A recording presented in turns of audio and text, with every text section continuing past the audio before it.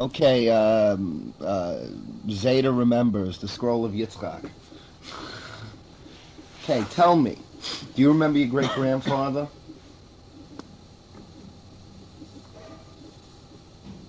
No. How about your grandfather? I remember only one grandfather. What? Only one grandfather. On whose side? On my mother's side. On your mother's side. And where was he born? I don't know even that. Where did he live? He lived in a small town, in a village rather. By name Komorove. It was a tiny little town, Komorove, little town. Komarova, can you spell that? Komorovo.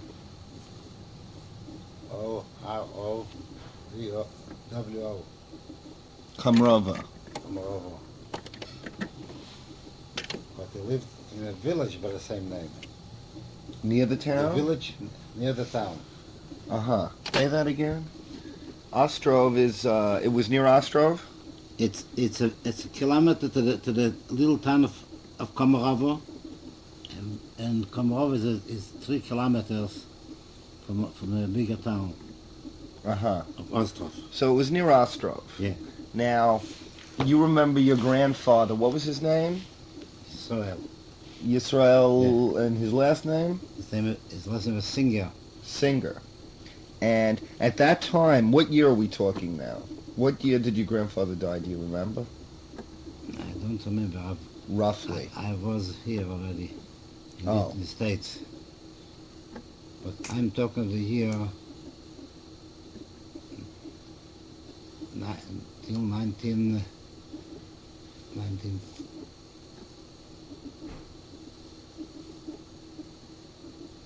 till the year 1926. Mm. Now, let's say you were born what year? 1906. Now, at that time, was this Poland or was it Russia? Was part of Russia. It was part of Russia. Yeah. So technically, you were born a Russian. It was a Polish province of Russia. Uh-huh.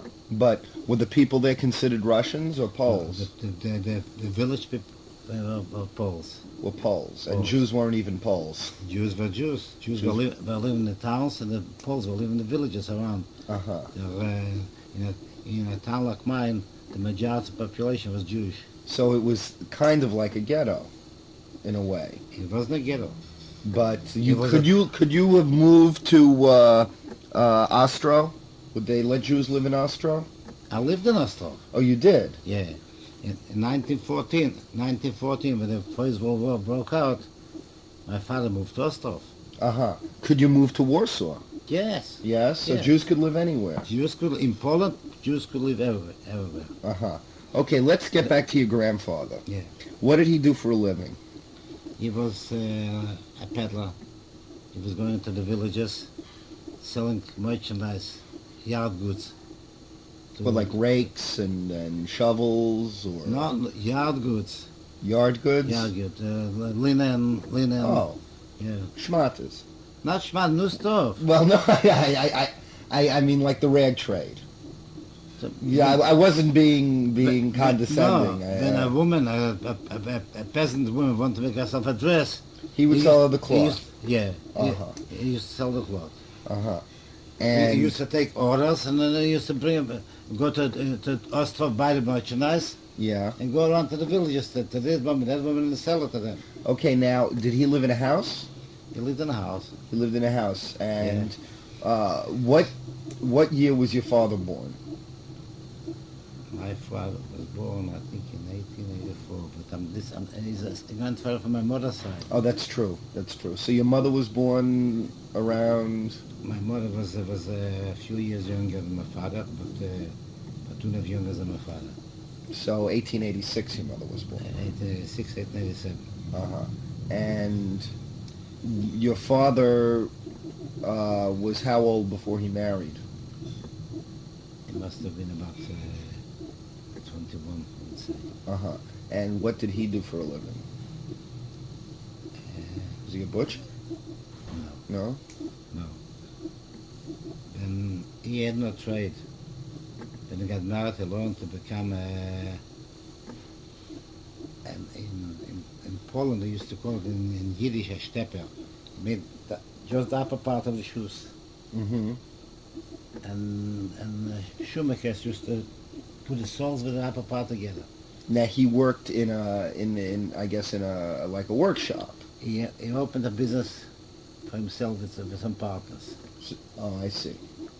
So he was basically in business for himself, Well, like your grandfather.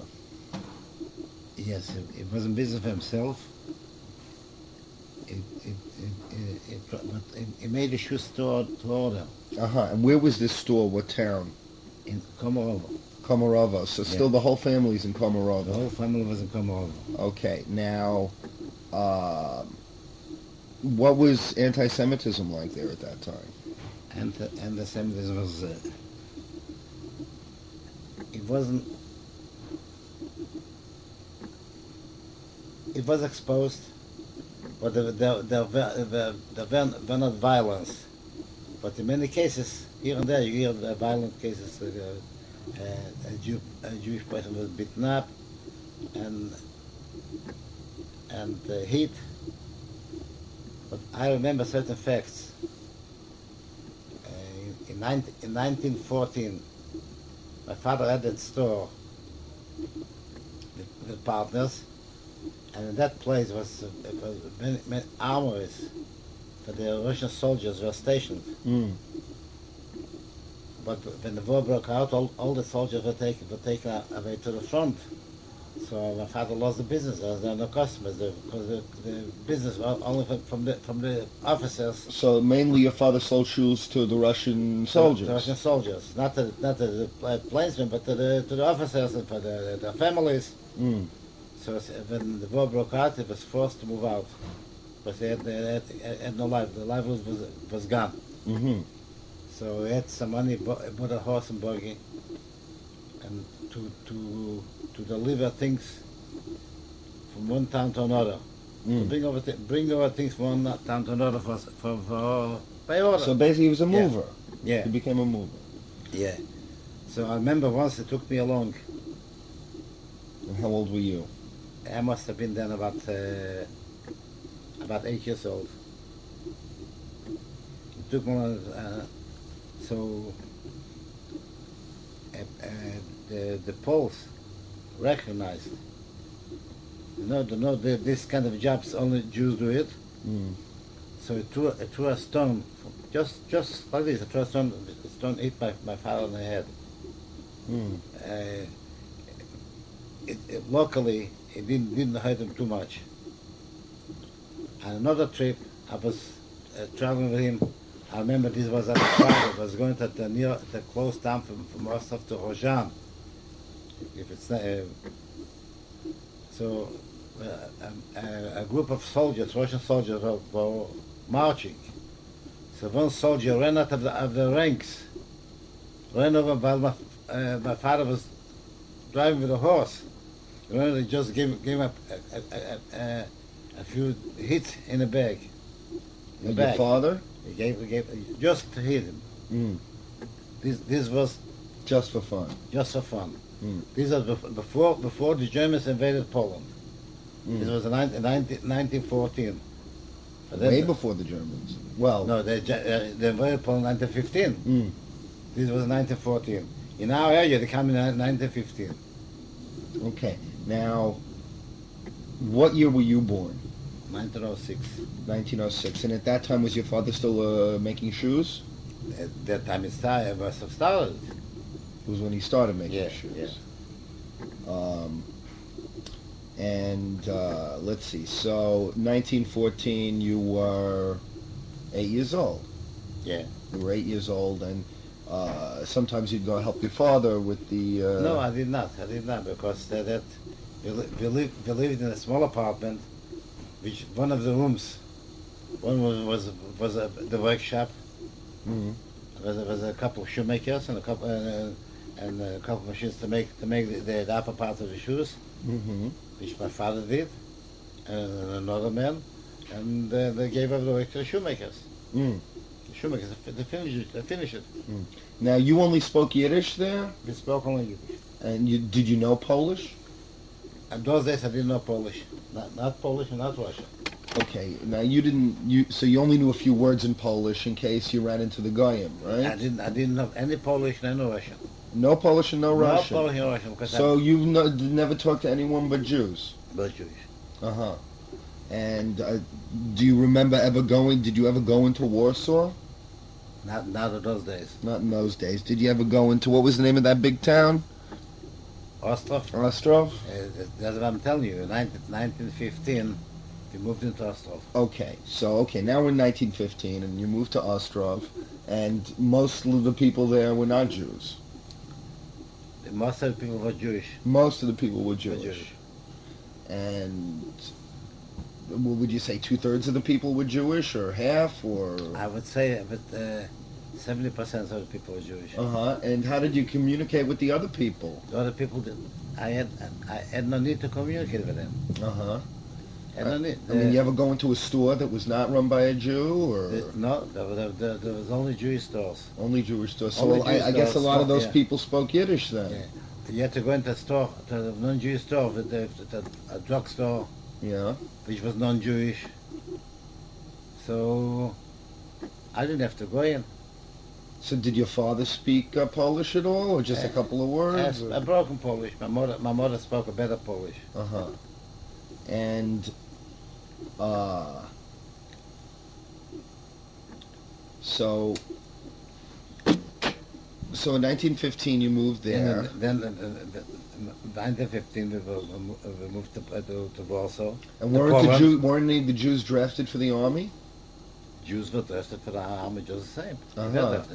But your father was too old? In the Russian army. My father was old because he had a family already. Uh-huh. So people with families didn't have to go fight? They didn't take it. The first year they didn't take it. Uh-huh. And the second year they were out. What kind of food did you eat? Remember some of your favorite dishes when you were young? The poor food. Eat bread, potatoes. I had very seldom Goulash, meat. stew, anything? Very seldom had meat. The life was very poor. Chicken? For Shabbos. For Shabbos, you had chicken. Yeah. And your mother, you want to tell me anything about her? Well, I can't ask what she did for a living. I know what she did. She was a pretty woman. She was what I call a tailor woman. She would know that make dresses. Uh-huh. Dresses and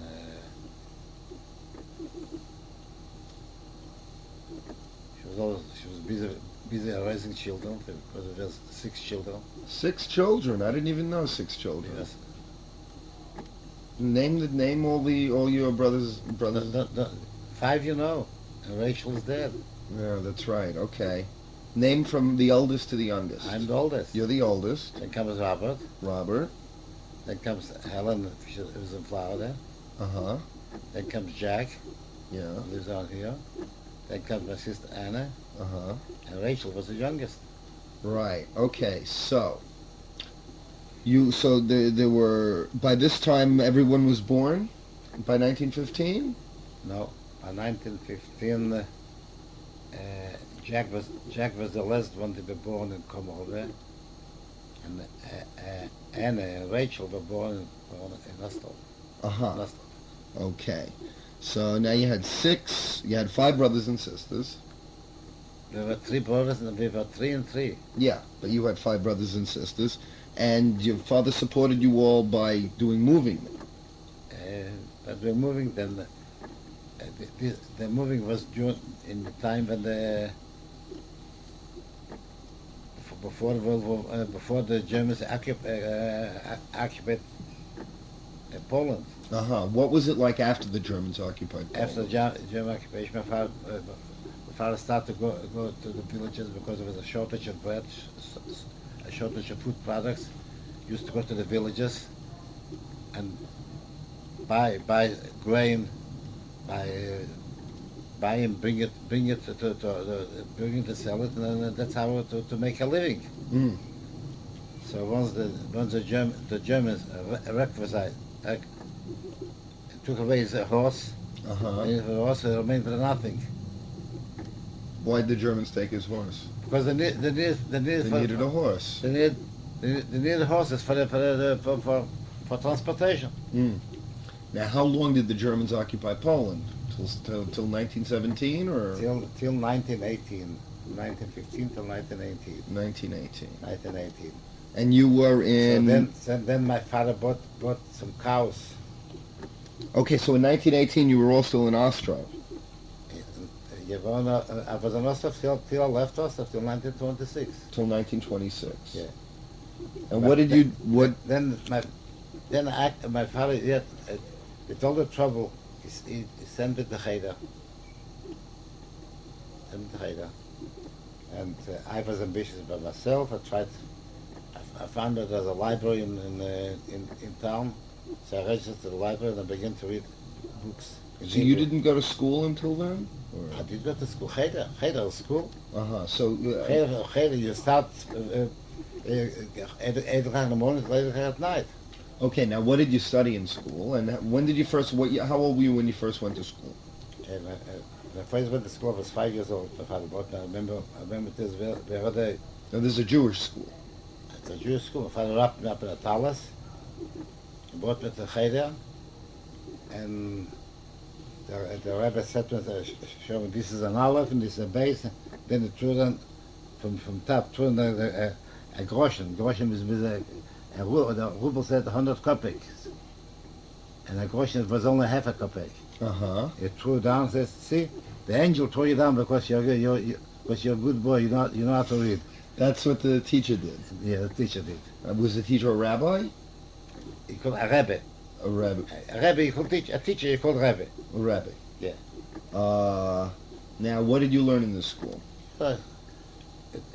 Chumash. First you learn to read. At the age of 5, I learned to read. At the age of 7, I started to learn Gemara, Talmud. Mm. So by then you knew Hebrew and Aramaic. And then I knew Hebrew. I picked in this. I never went to Hebrew school in those days, and I learned. No, but if you learn Chumash, you had to learn Hebrew, right? You know, many people learn Hebrew, learn Chumash, and they don't know Hebrew. So but sooner or later you have to know Hebrew if you're going to read.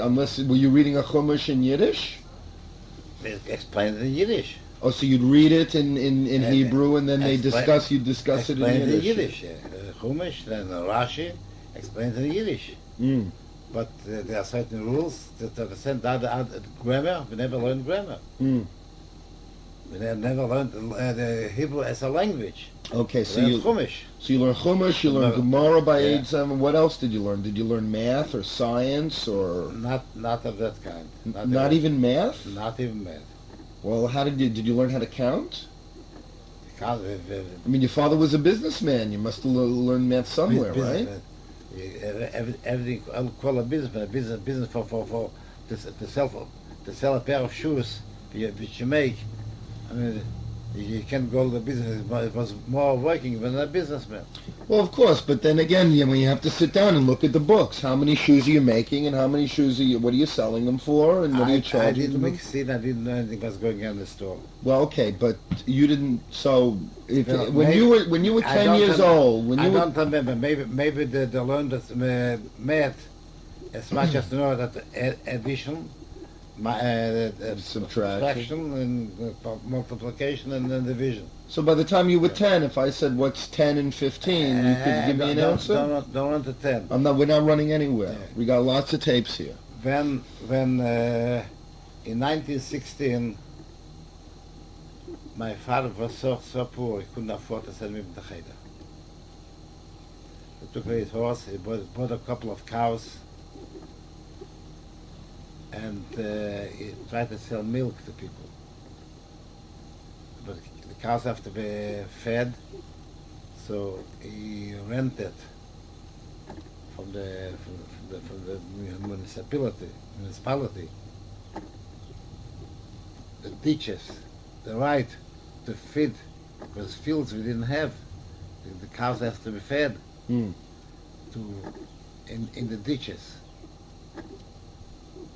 There's grass growing, so my brother Robert was guarding the cows, his cows, and some cows from other people. We also bought some cows, and he was guarding them.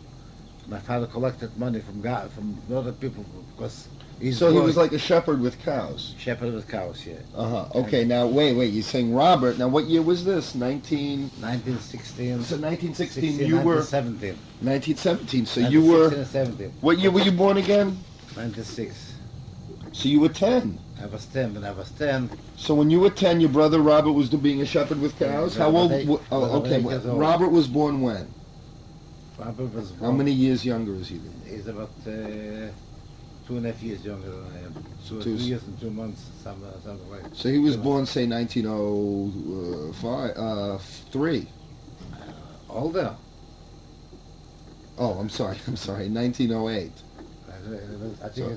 I think he was born in January, either December 98 or Okay, so he was 8 years old, and he was helping your father watch the cows. And And what were my- you doing? And my father sent me to public school.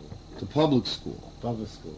So up That's until the money. up In until that public school I learned Polish, Yiddish, Polish, Hebrew, and German. now wait a second. This is a public school. Does this mean that funded by the Polish government? By the occupational government.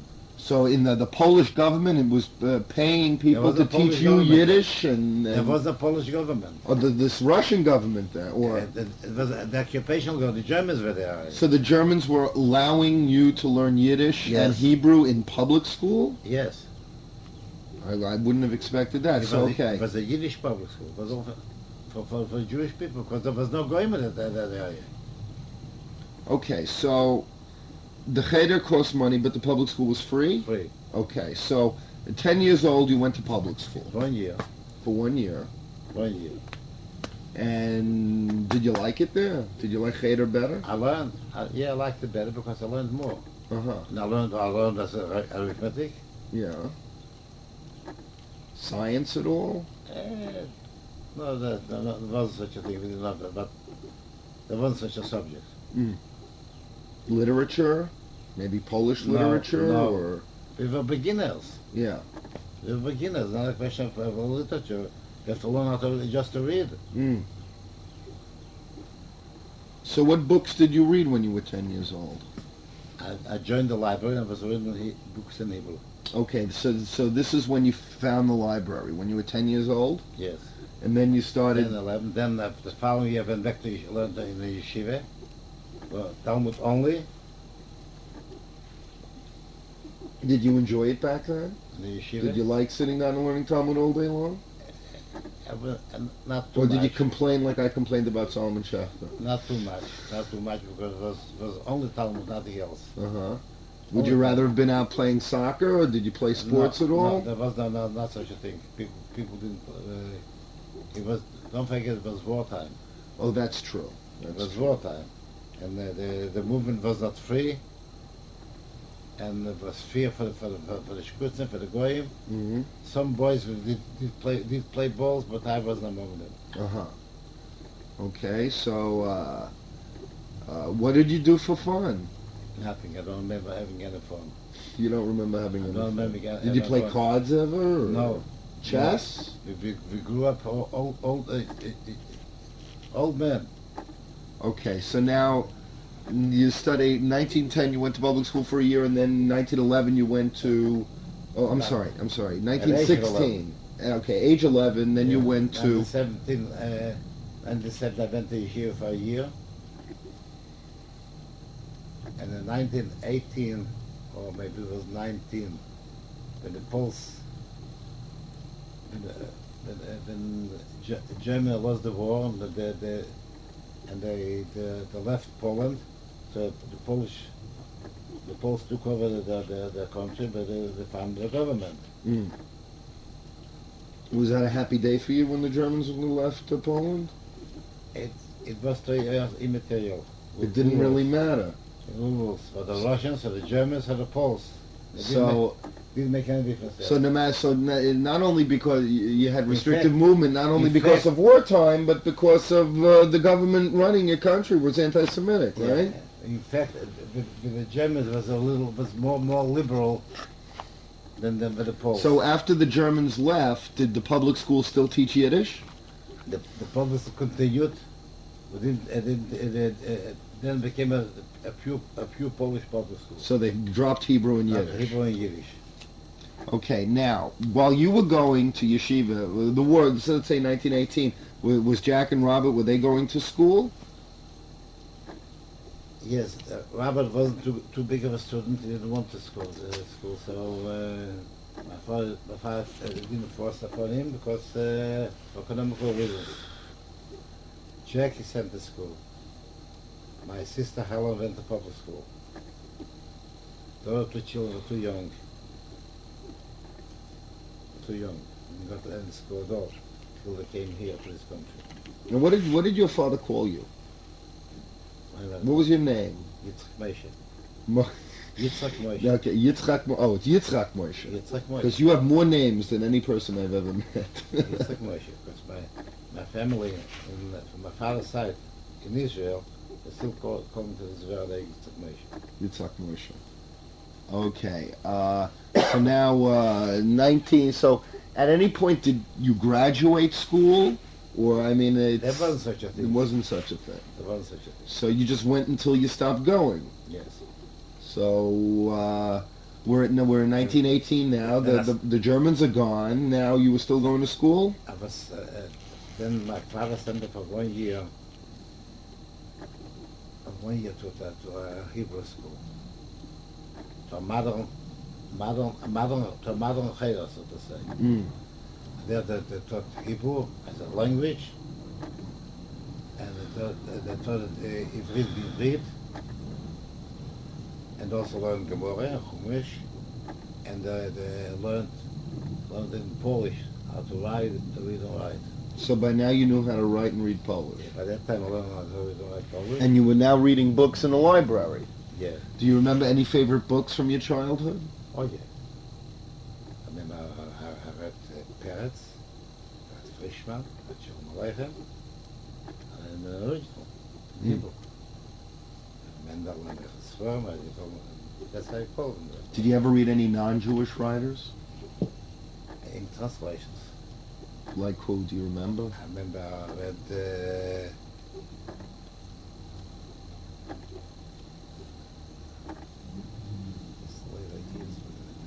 first years.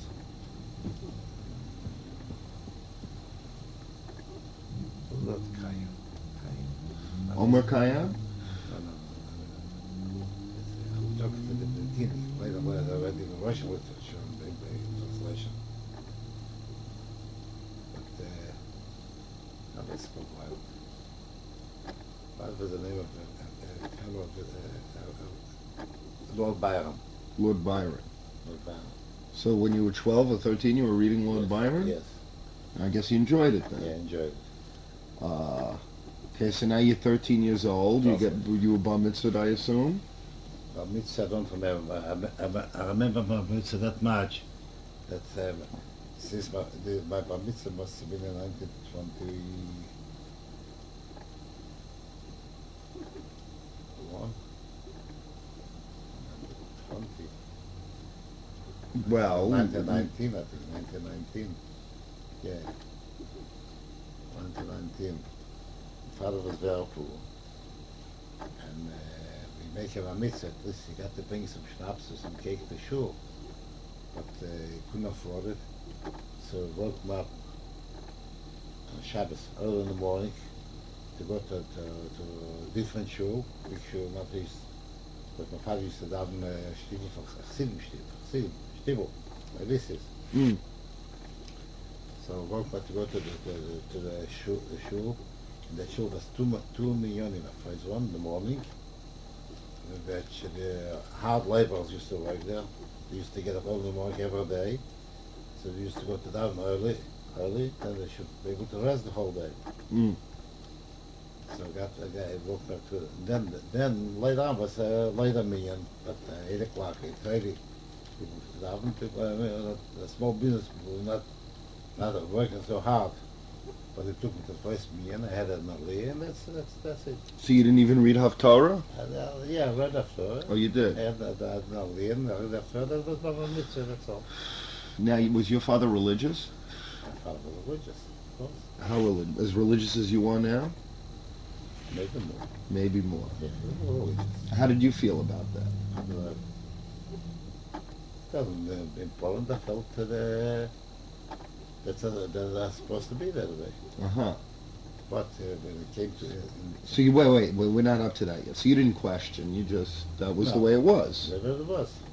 Because 90% of the population was very religious. Mm. So now you were going to school, were you still going to school now after your bar mitzvah, or? Yeah, I'll be back later.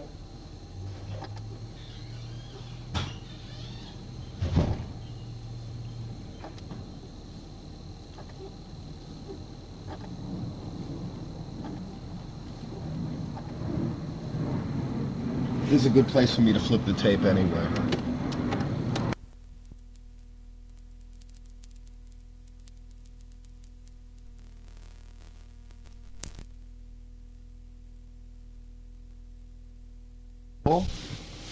Yeah, we went to shul. But in order to... I mean, school, not shul. No, it's a school. I don't remember what happened. All I remember that I tried to give private lessons. But Louder. Talk a little bit I louder. used to give private lessons to beginners in Hebrew. You gave them? Yeah, to earn something for myself. I Uh-huh. helped small kids who were weak in school. I helped that even grown-ups, girls, because after the Balfour Declaration, people became interested in learning Hebrew. Mm. Did any people you know go to Israel? Later, not because in the 20s, Well, okay, the Balfour Declaration was when, 1918? 1918, people became aware of learning Hebrew. Mm. But to go before 1921, I don't know if anybody go to Israel. Okay. Did you have a desire to go? Not those days. There was no movement for that. Mm. There was a movement. Though there was some in town was funded some a sport organization.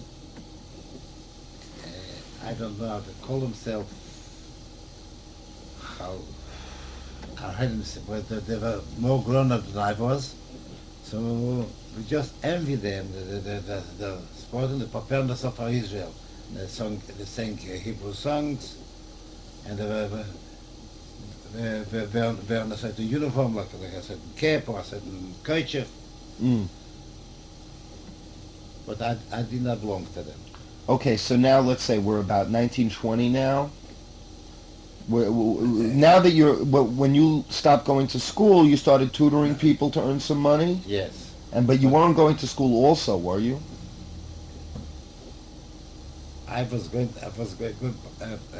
Still going to Cheder.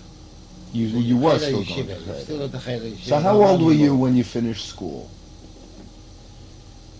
Till about till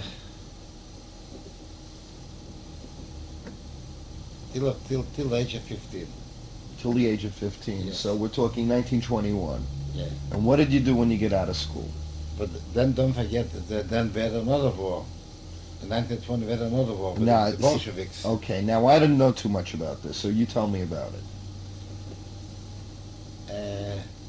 In 1920 the Bolsheviks, the Russian army, occupied Poland.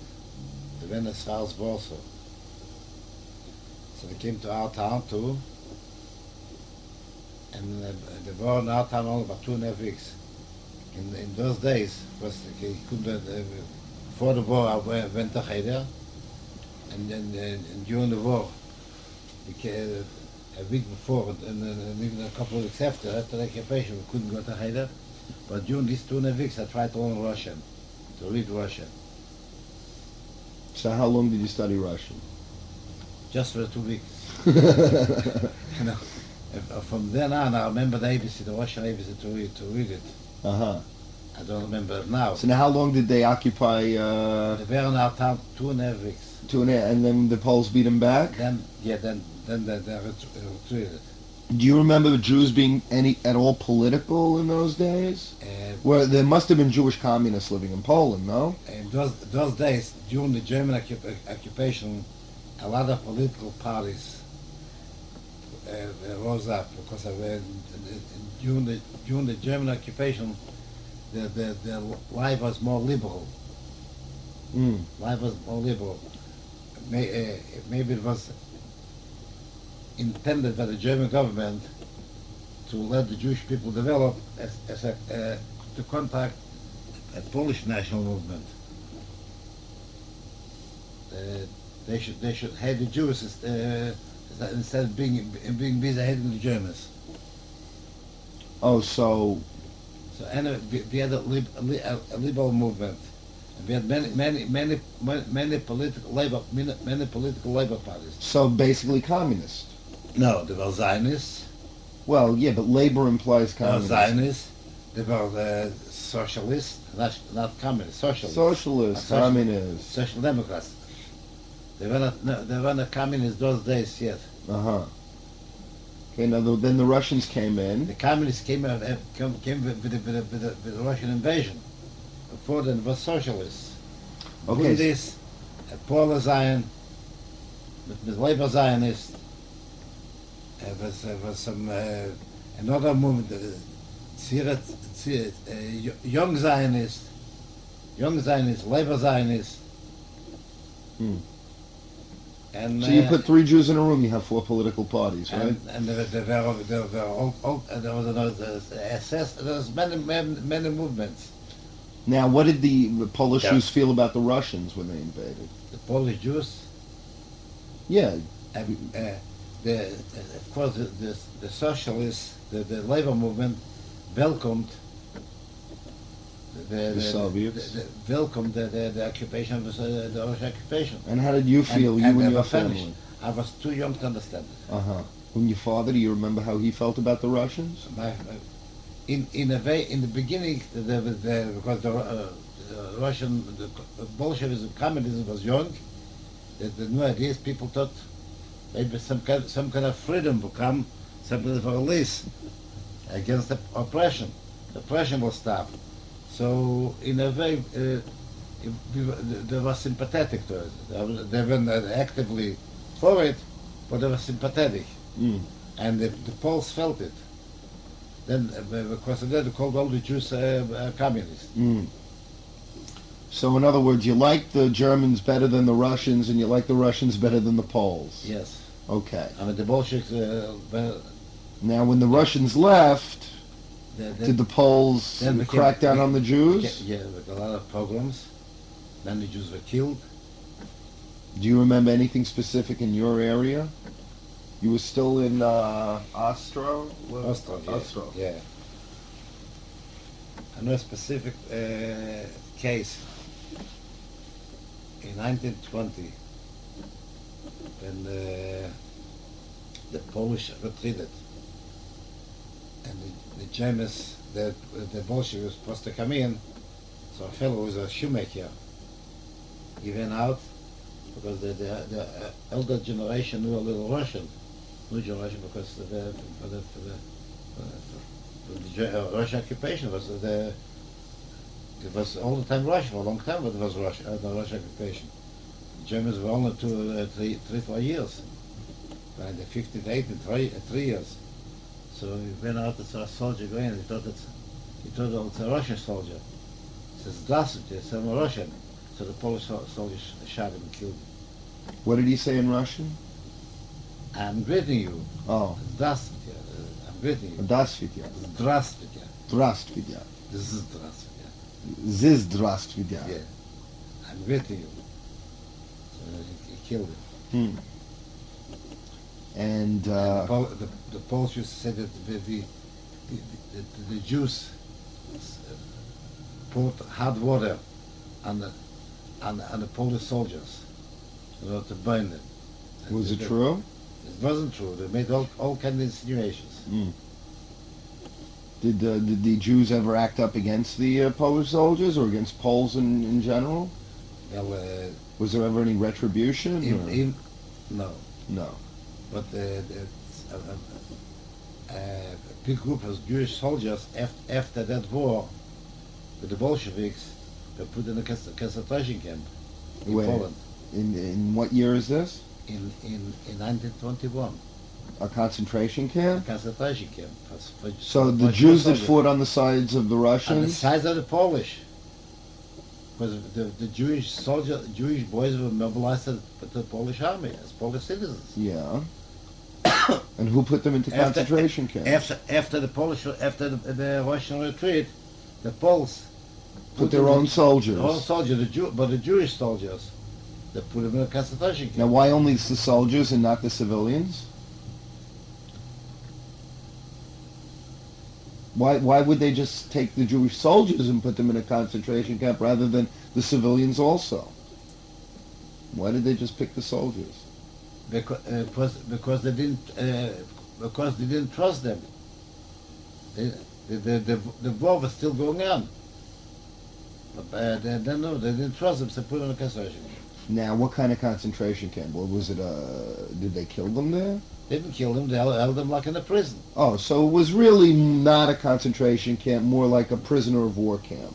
Yeah, but it wasn't a prisoner of war camp because the prisoner of war, you treat them as prisoners. Yeah. Because they're foreigners. These were their own citizens. And one city you can put as a prisoner of war. Well, then basically it's a prison, though. It may have been an inhumane prison, but it wasn't a death camp. It wasn't a death camp. It was a Okay, camp. so concentration camp implies a death camp. It was a concentration camp for killing, but a concentration for punishment. Okay, for now, punishment. now after the 2.5 weeks when the Russians were gone, did they Yeah, let them out? 2.5 weeks. They were only in our town. Ah, But the war went on, but at least a year. I don't know. At least a year. At least a year. and then they were pushed back behind They the were Russian pushed- border. They pushed back out to the Russian border. We were not on the Russian border. Okay, now And after they were pushed back behind the Russian border, did they let the Jewish soldiers out? They protested, and then they let them out. Who protested? The civilian population were Uh-huh. protested. So they did have a Yeah. little say Yeah. in Yeah, the we had way. all the same. We had our own representatives in the Polish Sejm, the Polish. Now, were parliament. I am sure there were plenty of rich Jews in Poland too. There were rich Jews in Poland too. Did they help you? Whom? Did they help the Jewish community? Yeah, there was some, so to say, some help, some institutions. Hmm. There were institutions for sick people, to give charity. There was some charity institutions. Okay, did you listen to any music back then, or was it all Jewish songs you would sing, or did you ever listen to classical music? Were there musicians, violinists? Only liturgical music. Only liturgical. Because a guy like Yasha Heifetz, who's about your age, learned how to play the violin. Well, that was in Russia, but were there no musicians that you knew never of? know about it. Violinists or No. pianists, or I never heard those names. but But they had never heard those names. but there were there you saw musical instruments, I'm sure. People had to play musical instruments around. Klezmer to a chassid, to a wedding. Yeah. We saw klezmer, but we didn't have any concerts. Yeah, they opened up a movie house in our town. What year was that? Must maybe 1918. So that was the first time you saw a movie. Yeah. Do you remember what the movie was? Do you remember any of the movies you saw in those days? No. But were they American movies, Polish movies, Russian movies? It must have been American, not Russian. Did you see Charlie Chaplin? Maybe Charlie Chaplin. Maybe I did see him. What did you Yeah. think about movies? It was fun because talk you didn't hear. Well, of Just, course, there was silence. silent. Yeah. So it was fun. So what did your father think about? Did your father go to movies too? I don't think no, No, never went to a movie. not. Well, I'm sure probably. They couldn't afford. How and could you afford if he couldn't afford? I think I went to a movie already in the later years. That means in the 20s. So not in 1918. After 1918 or 19. There was a movie, Husband about it. We saw the pictures. display. Ostrov, in Ostrov. Yeah. So, So- picture display, but we couldn't afford, didn't go to a movie. So at what time do you think, so like 1920, 1921, that was the first time you went to a movie? Or? Maybe 21, maybe 22. But you don't think Maybe your father 23. ever saw a movie? No. So now, in the year 1920, there were a lot of advances by then. Did you ever see an airplane? Airplanes, I saw 1915. 1915. German airplanes flew over Poland. Uh-huh. What did you think about that? Did you know man could fly until you saw airplanes? To me, it was fun. However, when I looked, and people were hiding in the houses Mm. in fear for bombs. Yeah. And I remember my father gave me a beating why I wasn't around. I thought if I go around outside to look at airplanes, I'm not hiding myself. Now, before, do you remember, did you know that man could fly before you saw those airplanes? Did you know? We didn't know. You didn't. You're telling me the people in that town. Only when the war broke out, we found out that the airplanes that could fly. So the first time you saw an airplane, you had no idea man could fly, and then you saw an airplane. Boom. In 1914, when we saw automobiles with the artillery, the Russian army went to look to see where they go without horses. Because you never saw a car before. We never saw cars before. But did you know that they existed? No. No. So basically, you didn't know about the outside world until the outside world came to you. That's right. So okay. The So outside world come to us with the German occupation. We didn't have any electric light. you didn't have electric light till you left. How about When the Germans came in, the people began to install electric light. So the Germans brought electricity. Yes. And in my house, I didn't have an electric light. I was reading about chaos. Do you think it might have been better all around if the Germans had just stayed? The Germans, their policy If the Germans had won World War One, do you think it would have been better for the Jews? the Germans starved the people out. It was occupying power, and they tried to take everything out to take to Germany. Mm. They went around, take off the doors, copper nut, the Door brass- handles. the handles from brass, Mm. and they replaced them with glass or with wood. But on the other hand, you're telling me that you learned Yiddish in the schools, you learned Hebrew in the schools, they brought electricity. Yeah, Were you any hungrier under the Germans than you were under the Poles? the Poles was late already. Well, or under the Russians? I was hungry under the Germans. You were hungrier under the Germans. Well, that's understandable during war. But it would seem that the Jews liked the Germans the most. So sources of income were less for the Germans Well, because it was wartime, but if it Wartime. hadn't been wartime and the Germans would have not been at war, maybe it would have been better? it would because life was more liberal. Mm. We didn't feel any persecution. Okay, so now by the 1920s, early 1920s, you'd seen a movie, you saw the airplanes, and did you ever go to the ocean? That was just very far from us. Oh, okay. Baltic Sea, it was about 200 miles. Poland didn't have the Baltic Sea. The Baltic Sea belonged to it was Germany. Before okay, 1914. yeah, the Gulf of Danzig here, though. Danzig was a German town. Belonged to Germany. So Germany surrounded Poland in a way, didn't it? Well, here you have Czechoslovakia, here you have Russia, but Poland did not reach the sea here. No. So Germany, It was Prussia. Prussia. Prussia, part of Germany. Mm. Okay, and so let's see. Now you're 15 years old. It's 1921. What are you doing now? You were tutoring, or I was tutoring. I was helping my father going with him to the villages. And in the end of 1922, in January 1923, my father immigrated to America.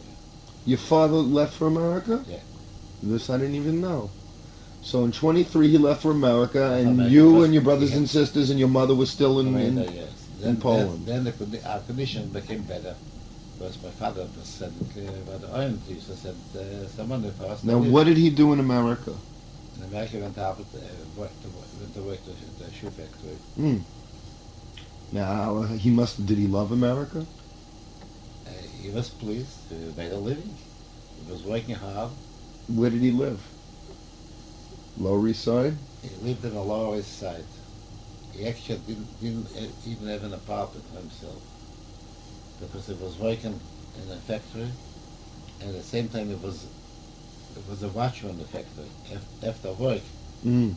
he remained sleeping in the factory. Okay, so Even on Friday night, he was working in downtown Brooklyn. He was walking to the east side, to the Manhattan Bridge, mm. to daven there to say Shabbos.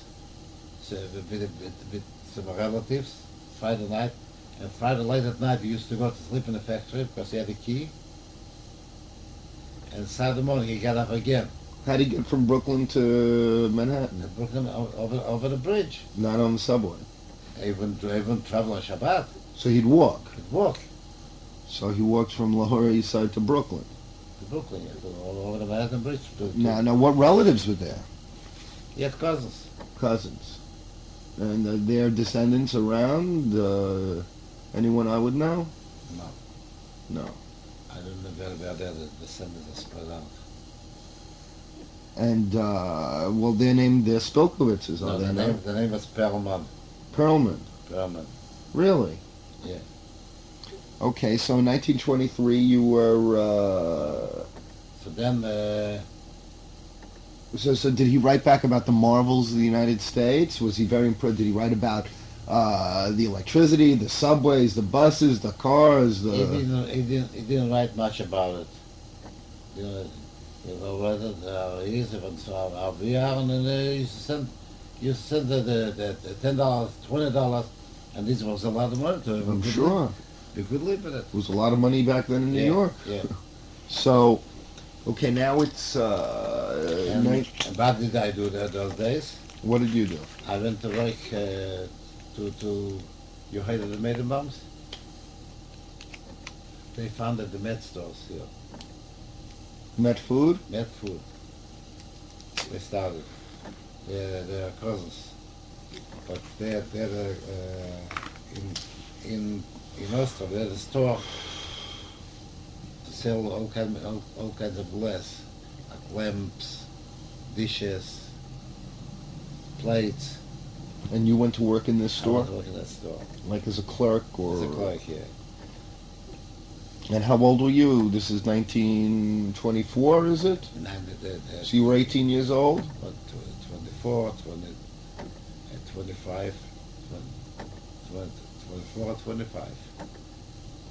And the beginning of 26. In 1926, my father sent some money. He didn't want me to serve the Polish army. He sent some money. I should come to the state illegally because he was not a citizen. He had to wait 5 years to become a citizen. Wait, how did he get in? His brother-in-law sent the papers for him. You heard a family Chetron? No. Your mother knows them. I have some cousins. So your mother's brother sent him... My mother's sister's husband. His name was Chetron. And he sent him what? He sent your father Sent what? an affidavit. He said, Because there was an immigration law. You can't come in free. Only if somebody. only if you have enough money? If somebody in the somebody here in the States sends you an affidavit that they want you to come. So he couldn't do the same for you? Your father couldn't do the same for you No, then? it couldn't bring us over until he becomes a citizen. Okay, so but couldn't his brother-in-law bring you? No, Because you can only bring one person? he could bring a border law, but then there was more restrictions. Ah, more restrictions. Then the quota system began. So now, how did you get into the? Okay, so wait. This is 19. What year? 26 already. We're at? And I'm the 26. We're in 1926. Yeah. So I was almost 20 years old. you were almost 20. Yeah. So wait, but shouldn't the Polish army have drafted you already? At what age did the Polish army come after you? At 21, but I'm registered a year younger. Ah, okay. So how did he get you into America? So I have an interesting story to Tell. you. So that's what we're here for. My mother had a brother. So I vaguely remember him, vaguely. He left for America under the Russian regime, under the Tsarist regime. So he went to Galveston. Texas? Yeah, it was an immigration to Galveston those days. Because the American Jews, there's a book about Galveston which I gave to your father to read. Someone gave her the book, studied it. It's very interesting. The American Jews were originally the German Jews rather, because they came to America before these East European Jews. Yeah. So they didn't want all the American Jews, the East European Jews to settle in New York. So they sent him to Galveston. He was among them. He became an engineer, and somehow he got killed by a train accident. Mm-hmm. Yeah.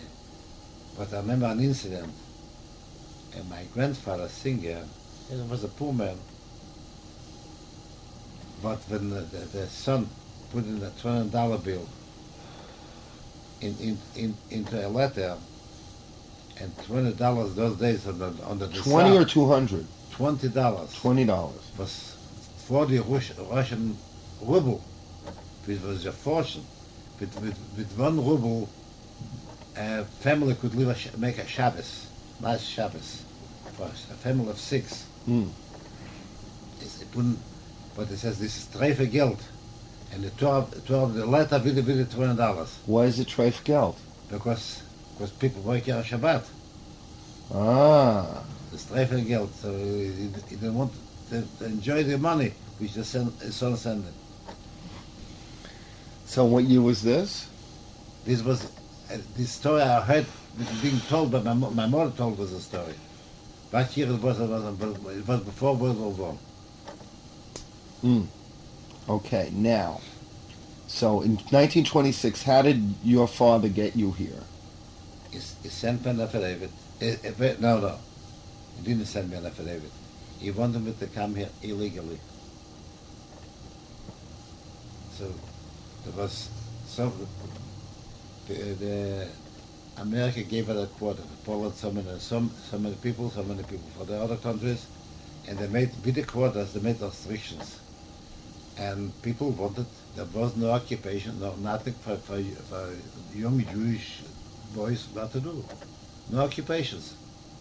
So What do you mean occupation? There was no jobs? no jobs. No jobs. No jobs. Because a government job nobody could get. Because he didn't speak English. Polish, even with we knew Polish, those even knew Polish. A Jewish man could not get any job by the Polish government. Ah. Even to be a street cleaner, or to do drive a bus or a tramway, you could not get it. In Warsaw they were fighting with them. They took in once 2 Jewish people to drive a tramway. It was a big happening because it was so much pressure was put, so they took 2 in a town of Warsaw where the 300,000 Jews lived, so that they allowed 2 Jews to become there were hundreds of tramway workers. They allowed only 2 Jews. What And workers? Tramway workers? Tramway, you know what's a tramway? No. A tramway is a bus which goes on electricity. A streetcar. A streetcar. Yeah. So there was no work. So How did your father get you to the United States? He wanted you to come illegally. He wanted to come illegally, so we sent money. We gave somebody $500. $500, Who did you give $500 to? and the man gave me a false passport under the name Margolis. That I was born in Pinsk. In Russia. It was Eastern Poland.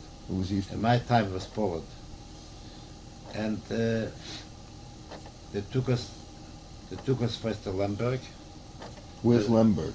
Lemberg was Galicia. Lvov, what they call it now. Now it's Russia. They took a group of 8 people. Now this was a Polish passport. A Polish passport, yeah. So why couldn't you get your own passport? Polish passport?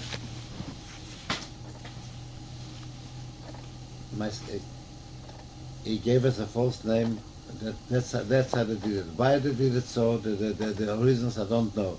Maybe they had a limited amount of passports, so they took off a picture from one person, they put another picture with a stamp, stamped up, and they gave me, and it took us to Lemberg, which is Galicia, and we were supposed to go via Romania to America. In Romania we were supposed to go as peasants. Because America at that time peasants you let in.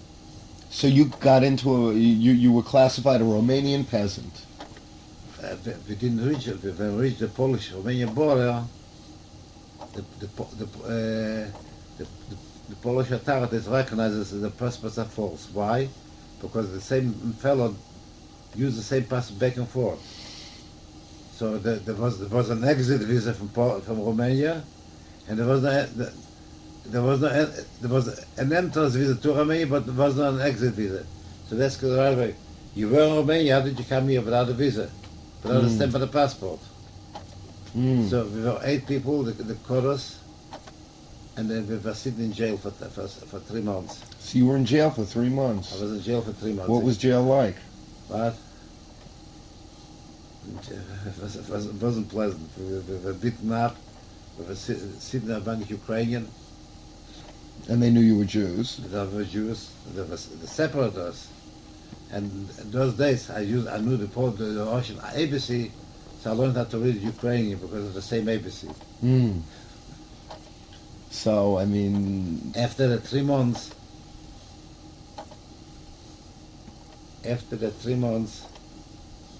my mother paid him $50 bail and let us out. But in those days, I was a part of the pro-Zion movement. I was a member of the pro-Zion movement. What is that? A labor Zionist movement. Yeah. I joined it in 1923 when my father left for America. This is 1926. So I know it was the center.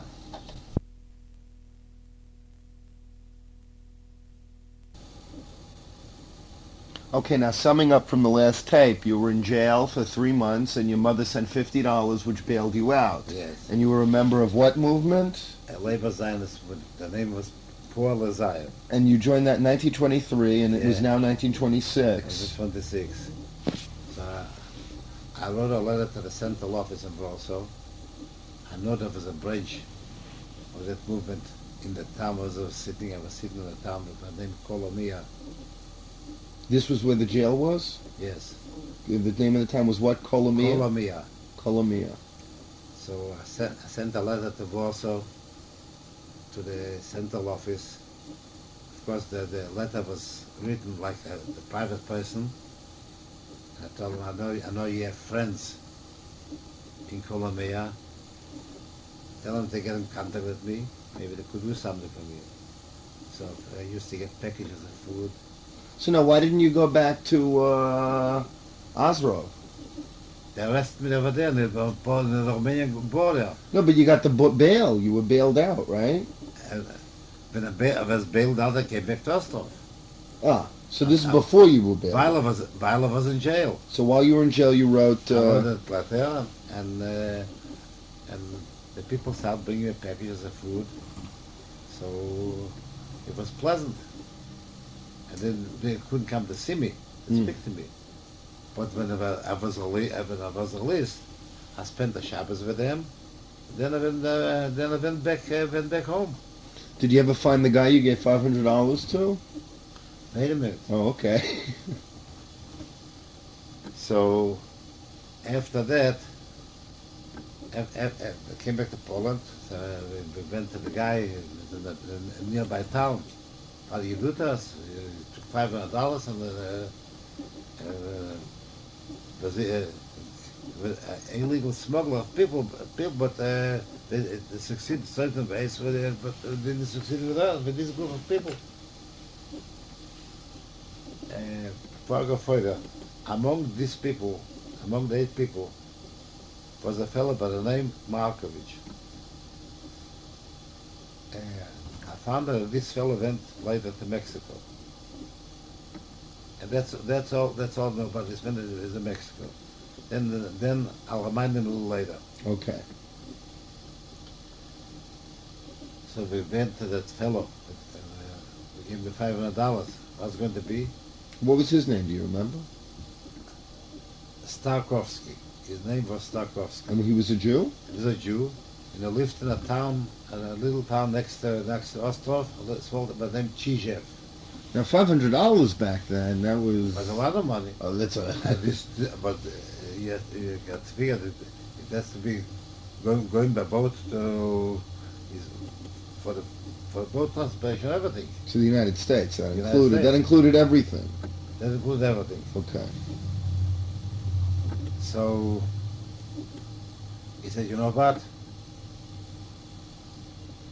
You'll give me another $200, and I guarantee I'll bring him to America. So time went by. How much time? But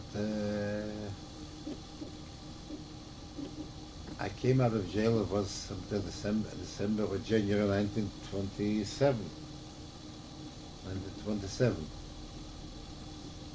About 6 months later, I gave him an additional $200. Now, your father was working. What was he getting paid? Do you have any idea? I mean, for him to save up $500 must have taken him, I don't know. He saved every penny. It didn't cost him any rent. Yeah. Just food. Didn't buy new garments for himself. So, in 1927, not 1927, same year, 1926, 1926.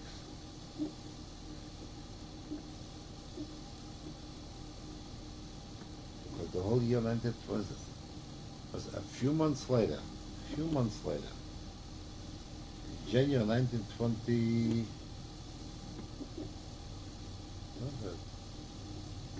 it must have been about 2 months later. 2 months later, same summer. It took, we gave him $200, and it took another group of people. They brought us to, brought us to Germany, and we went to Hamburg. And he gave you a passport Yeah, that... passport with a name, a different name, with the name Yusem, Mortal Yusem. Mortal Yosem. Yusem.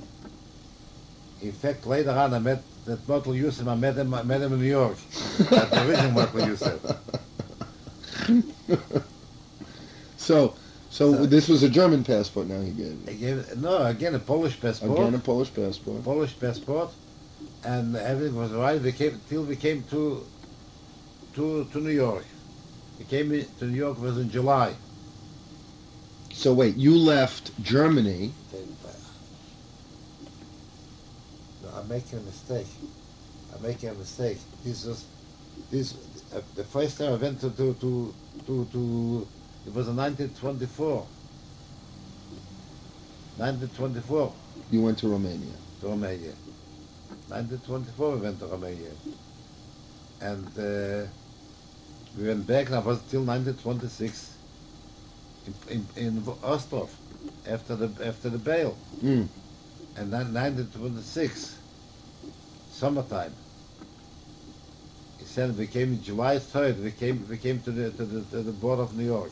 It's a good day. Yeah, But wait, so you left by a ship from Germany, from Germany. Yeah, with a Polish passport in your with a pocket, Polish passport. Yeah, and you came to Ellis Island, Ellis Island. and And the fund of the passport are false, and we were sitting 10 weeks in Ellis Island. I was sitting 10 weeks in Ellis Island. Some people went back before, and after 10 weeks, my father used to come to see me. My uncle, the one that sent my father the affidavit, he and his wife, they came to see me.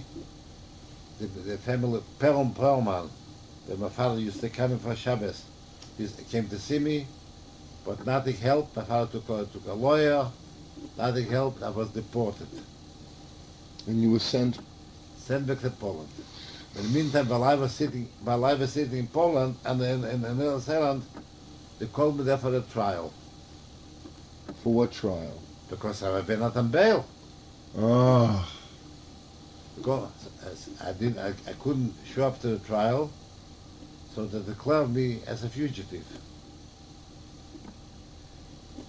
So they wrote a letter to my father. So I in knew- America, the Polish authorities wrote to your. No, my mother wrote a Oh. letter to my father that they're looking for me as a fugitive because I didn't stand up to trial. So I knew I cannot come to Osterbeck. So I went to Danzig.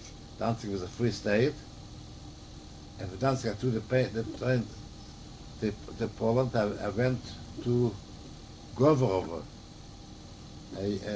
You know Eleanor and Gordon. No. Your mother's friend from the living in Edison, New Jersey. Beverly Gordon. The name sounds familiar. To Beverly Gordon's grandmother, which was my father's sister, lived over there. Where was that? To Govorovo. Govrovo. I don't think you'll find it here. Uh-huh. Also, I went there It's a small town near where? near Osterlenka, Ruzhan. Uh-huh. Okay. It's So first you went to Danzig, all the way up north, from Danzig. and then you went down I to... went down back to Poland because Danzig wasn't Poland; it was a free state. Danzig was its own country? It was a free state between the two wars. So that was between Prussia and Poland, was the state Danzig. Yeah, it was but the Polish people had the same right like the Germans. With a Polish passport, you could go in without a visa. Okay. So then you went back to... So I went back there. My mother came to see me, but she told me not to go, not come home because the police is looking for me. So Just one question. How long did it take from you to get from Germany to New York? by boat, By boat. about 10 days. 10 days. Oh, so not so long. About 10 days. And I was traveling, today I was traveling second class. Because they gave us good, we paid so much money, they gave us good tickets, Ah, second class. But on the way back, from when I was deported, I was the only passenger on the boat. really? Yeah, I was traveling 2 weeks on the boat. It was a cargo boat. Uh-huh. What was the cargo? Mm. What was the cargo? Maybe there wasn't a mashgiach, but the only Jew was a mashgiach. Maybe it wasn't cargo. I don't remember. Ah. Maybe it was on the way back there was no passengers. They went empty. Okay. Now I have a question. It's a silly question. Couldn't you jump off the boat and swim? I couldn't swim. Couldn't swim. Where will I swim? To Manhattan. I was in Manhattan. I was while they're taking me. I figured maybe I'll run out, but I didn't want to take a chance. What could they do to you? Send you back to Poland, right? I was afraid to run away. Yeah, well, it's very easy to say, look back and say what you should do, but you weren't in Manhattan, you were on Ellis Island. But to take me to the boat, it took me to Manhattan. Ah. I remember I was riding in an elevated train. Now, do you remember how you felt? You saw the Manhattan skyline? I saw the skyline, I saw the subways running and the bridges. Was it impressive? It was very impressive. Amazing, huh? Very impressive, yeah. There wasn't the Empire State Building, wasn't there yet. Yeah. But there was the Singer Building was plenty higher, the tall buildings, Boulevard Building. So the bridges, the Manhattan Bridge and the Brooklyn Bridge was ever saw there. Mm. Well, it's on the village, you couldn't see. That's the bridge, you could see from far. Ah. So it must have been very impressive to a I young was man. sitting 10 weeks then. 10 weeks. 10 weeks. By September, they sent me back, and I remember Shoni in Kippur, I wasn't Danzig. And for Sukkot, I was in that little Gavorwe. My mother said that she should not come. So I went to Lodz. Lodz was the second biggest town in Poland. My father had an aunt over there. So I stayed with them. He sent me some money to live on. Then I learned the trade to make ladies' stockings by a hand machine. And I just earned for myself for my expenses. So how long did you stay there? In Lodz, I stayed a full year. A full year. Full year. Then we saw there's no way out. I have to go back to America. Well, by now you're ready to go into the army. You're old enough, aren't you? Yeah. But they don't know where you are.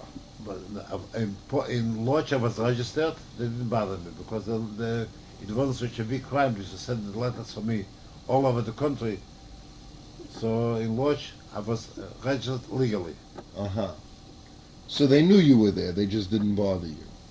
They didn't know that that I'm wanted. They know that they search for me. Ah, but you were registered under the name of Spilkewitz. Yeah. Yeah, you were real name. Yeah, my own name, yeah. At the same time, my brother, Robert, was working in Warsaw as a tailor. So when they registered, the police came at night, they arrested him, they beat him up too. They should tell him, he should tell them where I am, in Warsaw. Of course, I said there was no.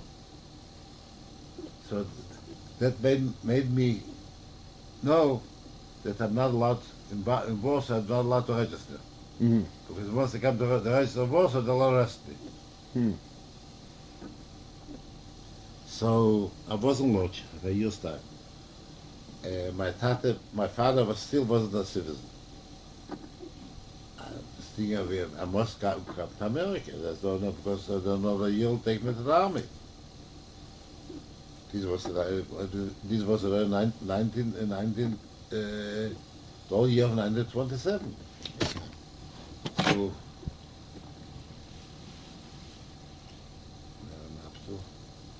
So you're still, you lived a year in Lodz. Lodz. My father still wanted me to come to America. Yeah. Because there's no tachlis to sit in Lodz to make stockings. So he sent again some money, and I made a foreign passport. And the foreign passport was legal. How did you get the passport? Because I was registered in Lodz. Yeah. In Lodz they were not searching for me. So the guy I got a legal passport. You also heard the story. I got a legal passport. And my father sent some, yet, to a Rebbe here, he knew a woman that lives in Canada. In Canada it was much easier to come in. So I was supposed to go to Canada. Now I have a silly question. Why couldn't you, when you were living in Ostrov, why couldn't you just get a regular passport there? A Polish passport with your name on it. That time, when I was in Ostrov, I wanted to go direct to America. Yeah. And go to America, my father couldn't take me. I had somebody to, I had to get somebody to bring me in an illegal way. But couldn't you use your own passport and go to Romania and then go to America? I had to take the instructions for that guy that took the money. So in other words, he was really a ganef. Yes, he was supposed to supply me with passports and everything. But why couldn't you go to the authorities and get your own passport, then go to Romania, and then try to go illegally to the United States? What good will the passport do to me? I didn't know the ways, the routes. Now I know, but now you're smartened up, now you learned better, so you got your own passport, right? Then I got my own passport to come down, because this woman was an honest woman. She just wanted to send me an affidavit. Yeah. Send me an affidavit. I had to go my own way. So okay, so now who was this in Canada again? A certain woman, I don't even remember her name.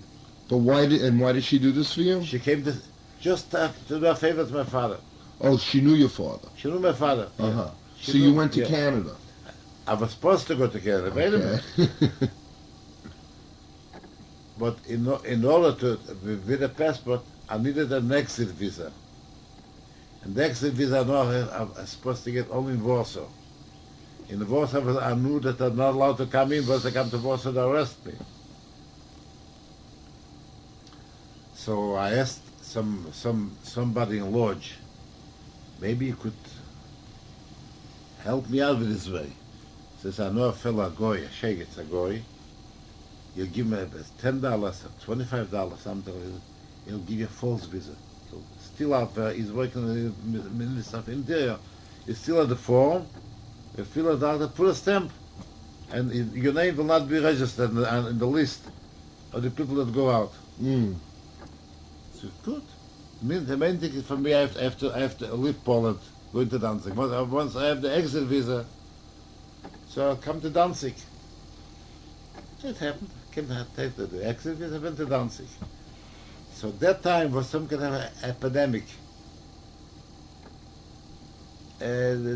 Not exactly epidemic. The Canadian government and American government suspected that the East European people bring in some kind of sicknesses. So we had to go to quarantine. And the quarantine was again back from Danzig to go across the Polish border, going in a Polish little town next to Danzig. I say myself, I'm not going, because I know they'll arrest him, because when they come in, because I was on the list. First of all, they looked for me before. I was on the list that I would go out. I had a false visa. So you're not on the list for the visas? And not on the exit list. Yeah. Was I come in? Says, how do you go to Danzig without an exit visa? So I remained stuck. I remained stuck in Danzig. In Danzig. Danzig. I didn't know what to do. So my mother, I wrote a letter to my mother. A little money I had, because I can't go abroad without any money. So my mother contacted a brother of Mrs. Maidenbaum, the old Mrs. Maidenbaum. You knew her, or you heard of your father even knew her. Go on. Talk. Oh. So this Mrs. Maidenbaum sent her brother. Her brother was a merchant of wood. He had business connection with Danzig. He was more of a Schweizer than a businessman, but that's not important. So he met a fellow by the name Segal, and this Segal worked out for me I should go to Mexico. In Mexico it was a free immigration. All I needed is $100 to show that I will not be a public charge. So my mother managed to send me the $100 to Danzig. I came to Mexico. On the boat, we were on the boat about 17 days. We went first to Cherbourg. This was in the middle of January, middle of January. So you were in France? We just passed by, Yeah. passed by on a train down to the Cherbourg, and we went on the boat. On the boat was a lot of Jewish immigrants from Russia. At that time, while I was in Poland, I learned English by myself. I had a book. One side was Polish, one side was English. I used to write even letters in English to America. Even in the spelling wasn't bad either. Because I look at the word, I remember how it looks. On the boat, I learned how to speak, to count in Spanish. Una, dos, tres, to count. We came to Mexico. We came to Veracruz. It was about 8 o'clock in the morning, and I found out that there's a train to go to Mexico City about 6 or 8 o'clock in the evening. Every one of us had dollars. Each immigrant had some dollars because you had to show that you have $100. It wouldn't be a public charge. But with dollars you cannot buy anything. You need pesos. So they selected 3 fellows. I was among the 3 because I knew English a little. I speak a little English. It was in February. Mexico is a hot country, and we go dressed European. I came from Poland. Schlepped coats. The police are let near the border, near the boat. So as we go, a fellow meets us. Hello, Lanza, in Yiddish. Where are you coming from? I said, we come from Poland, Russia, Poland. Yes, and where from Poland? I said, I told him the town, Ostrov. You know anybody in Mexico? I said, no, but I know I have a fellow who lives in Mexico. His name is Markovich. The one who was sitting with me in jail in Colombia. With the Markovich, that's my brother-in-law. And he lives here in Veracruz. So now, wait, they picked 3 of you to do what? Because you spoke To go to the English. banks, change dollars. Oh, change dollars into so it pesos. was an honest thing. Yeah. Then we went back to the boat and give everybody his pesos for his dollars. So he tells me, Other than the fact that you're a good man, what kept you from running away with the money? we were 3 people. We left the valises near the boat. Hey, with $100, you could have bought whatever you wanted from all those people. They trusted you to take their money to the bank? Yeah. Help each other. They Okay. trusted us, yeah. That must have been, you must have been carrying a lot of money. How many people were there? And they didn't cash all the $100. Oh, Everyone maybe cash $10 at a time. yeah, okay. So this fellow, I think his name was Woldenberg, tells me, why are you rushing to go to Mexico City? You got somebody in Mexico City? Stay in Veracruz. Maybe we could do something for you. If you wouldn't like it, you go to Mexico City later. So I said, okay. So it took me in. I said, I'll rent your room. He rented a room with a Spanish family where they were teachers. And it's a tiny little room, they're as big as from here to here. The couch, from here to the... About 15 square Yeah. feet. A little table there, a table with a bed, with a chair, and a carousel lamp was hanging on the wall, and that's it. Electricity? No electricity. No electricity, no. Carousel lamp. This was in February 1928. So the fellow asked me, "You have money?" So I have $100. I take so he says, "Come, I'll do something for you." He takes me to a Jewish man. He says, "Give him credit as much as he needs." Because he was established already. Yeah. So the fellow, the man's name was Levin. You know Spanish? So I know how to count. I'll teach you 3 words. More. And then the rest you learn by yourself. Medias means stockings. Calcetines means men's socks. In Barato is cheap. And to count, you know, go out and I'll give you merchandise. You go out in the street and peddle.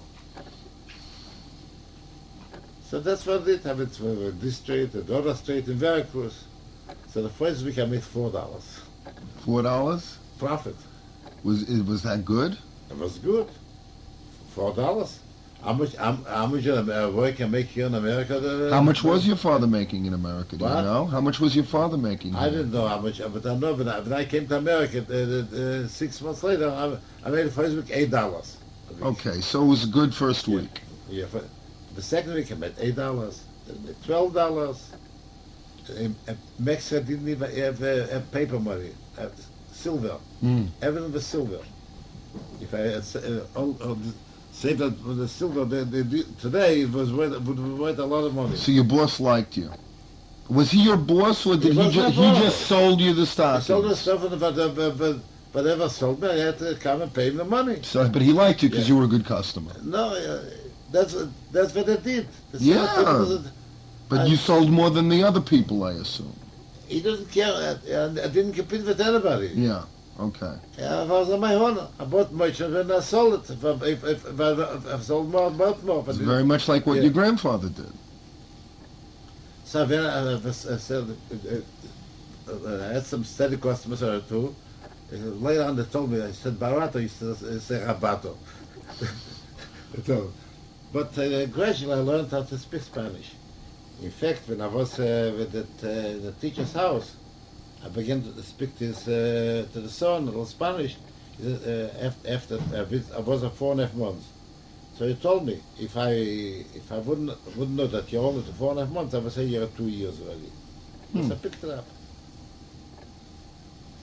Okay, so now how long did you live in Veracruz? I was 4.5 months. I didn't even go to Mexico City. Uh-huh.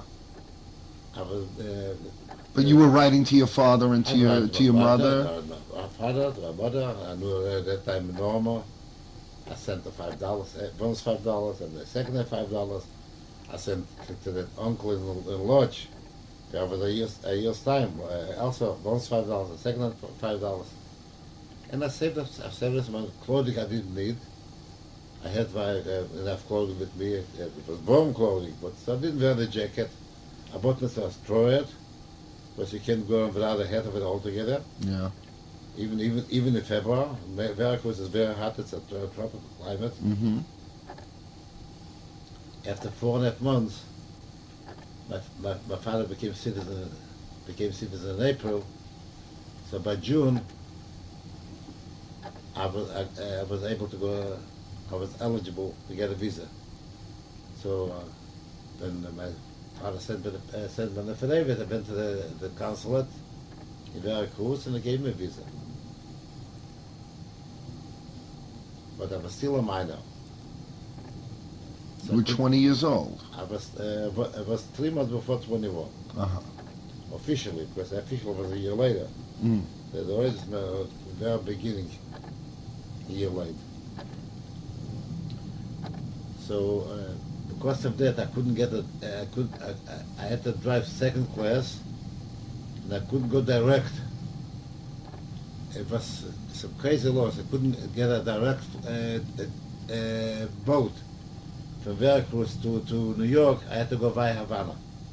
Just buy a ticket to Havana, and from Havana from Cuba, from Havana to New York. I came to Havana. They arrested me. Not arrested me. They held because I was a minor. I don't know how you call it, the quarantine. I don't know how you call it. You were detained or in I was detention? detained because I'm a minor For how long? for 3 days. 3 days? And I had to go again for a visit to the American consul, and I got a visa. But they escorted me. Soldiers escorted me to the consul, and from the consul to the boat. They couldn't let a minor go by himself. And that's where I came to America. I bought my own ticket. And I still brought $56 to America for it. My own money. Okay, Which I made in so Mexico. it's That's 19. It's 1928. It's 1928. What else you want? Well, we still got a lot of stuff to cover. So it's okay. This is a good place to flip the tape, anyway. But it's so now it's 1928. You stepped off the boat into Ellis Island. You came into Ellis Island as a Polish citizen, right? As a Polish citizen via Mexico. Sponsored by your father. Yeah, Okay. via Mexico. Well, in 1928, I came Wait. here. You got it, huh? Yeah, go on. I came here. My mother and brothers and sisters are still in Europe. They came 2 months later because over there it took longer until we got a visa. So everyone came? They all came in. Your mother and all your My brothers mother and all my brothers and sisters? sisters came in 1928, but they came in September, and I came in July. So all that running around all over Europe and then down to Mexico, you saved 3 months. 2 months. 2 months. 3 months. July, September. 2 months only. 2 months you saved. Yeah. Okay, now you stepped off the boat. What did you think of New York? I was amazed. With the big houses, but I didn't like those fire escapes stick out on each house. Because I never saw these balconies, no, the houses with balconies. Well, in Poland, how big was the biggest building you saw? Well, in Warsaw, if you see a five-star building, was a high building. Mm. And I imagine when you got to New York, your father found... In Oslo was also three-star buildings. Not many. Okay. And so it amazed you. So Now, a big time I was around, visit some relatives, and there are too many relatives. And the following week I went to work. I picked up somewhere a map of New York. So I bought a Yiddish paper, the Morning Journal, and I saw there's some jobs. A job in Harlem. I came there. There was a job for a painter. I Nope. came there. It was too late. So I pull out my map. I see there's a park, Central Park. So I start walking to the park. I walked through. I saw the zoo. I saw the lake.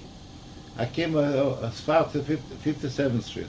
Start on the 16th Street. 57th Street. I come down. See there's a subway there.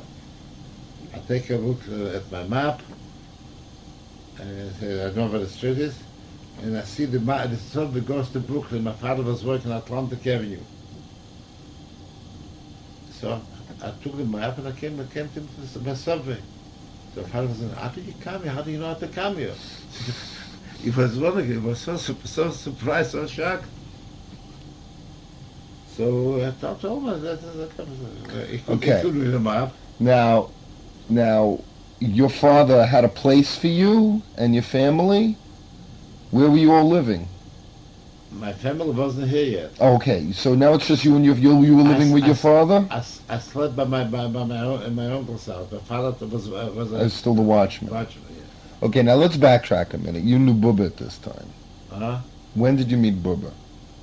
You mind talking about it? Yeah. Bubba I met. They married in 1928. 81.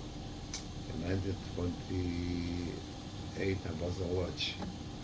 Then in 1927 I met Bubba in 1926 Where'd you meet? in Warsaw. How'd you meet? Someone introduced me to her. When were you in Warsaw, though? I used to come once in a while, went to Warsaw for Go to the big city for a good time. not for good time since I joined the party for Zion. It was party business, politics, small politics. Used to go to Warsaw, and she was working in Warsaw, What was she doing? a dressmaker, She was a dressmaker. working as a dressmaker. And you met her... So I met her, and then I met. I was actually introduced to her in Oslo. She came to visit some friends. Then I found that she lives in Warsaw. She works in Warsaw. So once I saw her again, So you went after her, though? I went after her. I liked her. Yeah. Then she invited me to come to her father's house. So I was ashamed to go by myself. So I went with another two boys. Hmm. And while I was in Ostrava, and she lived in a small town named What did Borg. she think about you bringing two other boys? We came with. I wanted to love it with her. I liked her, but it was nothing was official. Nothing. No, but she invited you, and you brought two boys along. I was ashamed to come by myself. So, but what did she think about that? We came. It was just three friends to stay there. Ah, We slept over there. ah. Yeah. A father and a stepmother, and Rachme she was 10 years old. Because Bubi was at that time 16 years old. 16, and you were how old? Yeah, I was. Maybe she was 17. I was 19. 8 and a Okay. half. She was 16. All right, so you met her, what you, I was introduced to her in Oslo. in Oslo in 1926. 1926. And- Maybe then maybe 25. Okay, I don't so remember. then a couple of months later you went to visit her in But Warsaw? Warsaw? Then I went to see in Warsaw. My brother was also working in Warsaw. Says, I'll call her. You should see her again. So I met her in Warsaw. So now this is But before, it wasn't very serious. okay, now this is before you were in jail. This is after. Oh, this is after. After. So what were you doing in Oslo after jail? How could you go to Oslo? Weren't they looking for you? They didn't look for me yet. They hadn't started looking for They you. didn't start looking for me yet. So, Because I left But- Oslo in 1926. and this is June before, 26. and this is before, This was the 25, and the first 26 I'm talking about. all right, so this is after you went to the United States for the first time. 24 you went to the Yeah, United yeah. States. So after you came back, before they started looking for you, didn't your mother write to you that they were looking for you at Ellis Island? Then I was in Ellis Island. I knew they were looking for me, so I didn't go back to Ostrov anymore. But so how'd you meet Bubba in Ostrov? I met on 26 before when the second time. No, but yeah, but the first time you went, they were looking for you. They were not looking for me. I just went on bail, and it took about 2 years till they started looking for me. Oh, I see. Okay. It took about 2 years until coming for a So, trial. so when you went back to when you went back to Poland the first time, They didn't bother me. you were in Oslo, I was in Ostrov. Ostrov. Okay, so they didn't bother They you, didn't bother me. and so how did you know? When did they start bothering you? They started looking for me while I was in Ellis Island. But you met Bubba after you went to Ellis Island. No! Ah. In Ellis Island the latter part of That's in right. July Okay, 26. I'm sorry. I'm talking about 25. I met Okay. Bubba 25. So You met Bubba, and then in Ostrov, and then Ostrov, you and visit her a Warsaw, couple of months later in and Warsaw. then certain Shabbosim or certain Yom Tov, she was getting in a little town. So I used to walk to see her. It was 9 kilometers. So it was 9 kilometers walk. Nothing. Not now. Yeah, And 9 blocks is a lot of big walking. With 9 Yeah. kilometers, there was nothing. yeah. So I walked over there, took a walk for 2 hours. Mm. I was there and I spent the rest of the Shabbos afternoon. Sometimes we went back several times. I slept over there. Okay. And it I was met still her not sister, serious. But It was still not serious, or it's still not serious, but when I started to prepare to go to the States, it was serious. I said we took pictures together, and I bought a little pin. She was the whole pin was maybe now you could give her, but she saved it all for the rest of her life. mm. And it became serious. I wrote letters from Ellis Island. No, not yes, from Ellis Island. And when I came to couldn't come to Ostrov. I went to Brook. She came out to see me. She came out to see me there. She also has some relatives there. She came out to see me. Then I was in Lodge, the whole time in Lodge. I used to come into Warsaw, I used to see her, but I was in Warsaw illegal. I didn't register. The law said you have to register, but I didn't register. I was seeing her. Okay. And then You went to then I Veracruz. Mexico. Went to Mexico, sent a letter, sent her some money. And I was, then I got a job, Toya came to the States, I got a job as $8 a week. Second week, after 2 weeks, I got $10 a week. No, wait. Now you're skipping though. So now you met your father on Atlantic Avenue because you couldn't find a job as a Yeah. painter. So the following I went to look for a job again, Yeah. and then I got a job As a painter. as a painter. Now, why a painter? Why not? Why didn't you work in your father's place? There was no jobs there, or There was no jobs. You felt the depression was in the air already, 1928. mm. So I looked at any job, you looked for any job? any job. So I saw in the paper they looked for a boy to become a painter.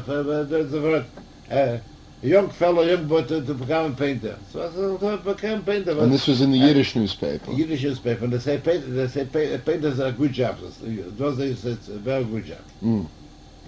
So I got my job as a painter. So after 2 weeks I got $10 a week. Then I got $12 a week, and then many times I got laid off already because times are bad. Then you got laid off? I was I don't know. I always had to look for jobs because it's a season work. And you were living with your uncle?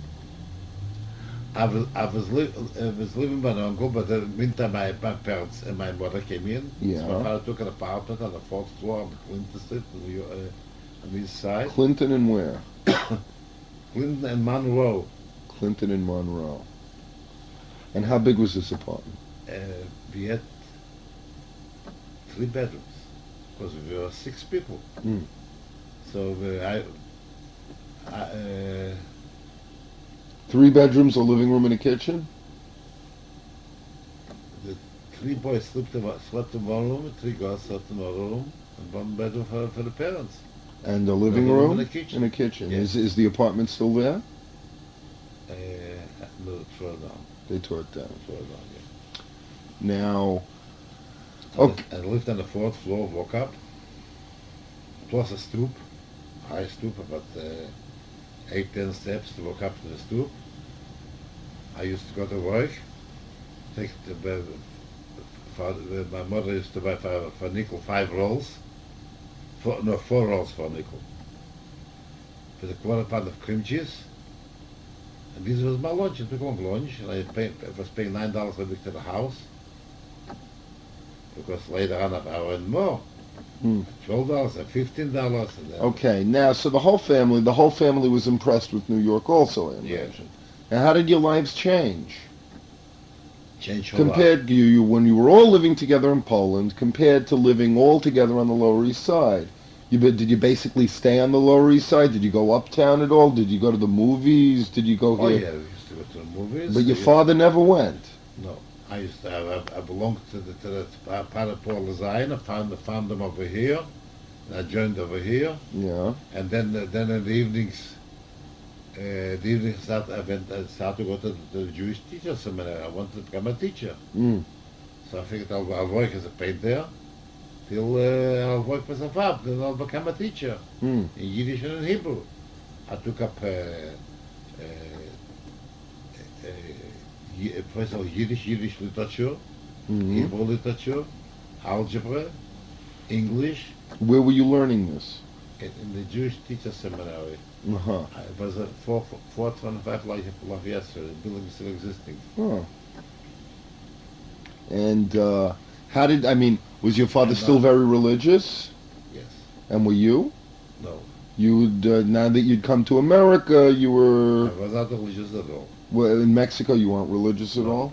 So basically, what about when you were living in But I was very- Danzig? Danzig. Or, Danzig, I was not religious, but I was in a hotel, in a pension, so to say. The food was kosher, Mhm. but in Mexico, I couldn't find couldn't that find kosher. Yeah. So what did you do? You just didn't eat pork, and you didn't eat shrimp, but you I didn't eat shrimp, I didn't eat pork, but I didn't care for kashrut. I was not religious. see. So I mean, did you eat milk with meat? I didn't eat milk with milk. It was necessary to eat milk with milk. So you tried as best you could. I tried the best I could, but, Oh, okay. but kosher meals I couldn't get. Yeah. Okay, so now the rest of the family is already becoming I Americanized. worked on Shabbos because they couldn't get a job not working on Shabbos. Uh-huh. And what did your father think about that? Did your father work on Shabbos? My father did not work on Shabbos. Uh-huh. So what did you... His boss permitted him to work on Sundays. And he ran one machine. Uh-huh. Instead of Shabbos, the whole factory was working on Shabbos. But they had a few single machines, and they have to run the motor for all machines, because when you open the motor, all the machines began to run. Yeah, but there were a few single A few machines. single machines was working on a single machine. On the So was your father mad that you worked on Shabbos? He didn't like it. He didn't like it? He didn't like it, but he couldn't help it. Okay. How else did America creep into your life? Did your lifestyle change? Now, you weren't religious. I mean, did you listen to American music at all? Did you... I listened to music. I listened Did you have a radio? You had a radio in I the listened to apartment? the radio. And in the part, I don't know if I've had the part. I was only with my parents from 1928 to 31. Well, that's 3 years. 3 years. And in the house, there was no radio. But here and there must have been a radio in the house. I don't even remember that. Mm. So we listened here and there. Now, did you start to dress differently, or Yeah, did but you? of course, I was dressed modern even when I was in Mexico. I was in Poland. But a lot of the Jews on the Lower East Side still dressed old-fashioned, right? I was dressed modern even when I was in Poland. But the other Jews, a lot of other Jews were dressing. All the young people, all the young immigrants that came from Poland were dressed modern. Just Those became Americans. They were dressed modern even in Poland.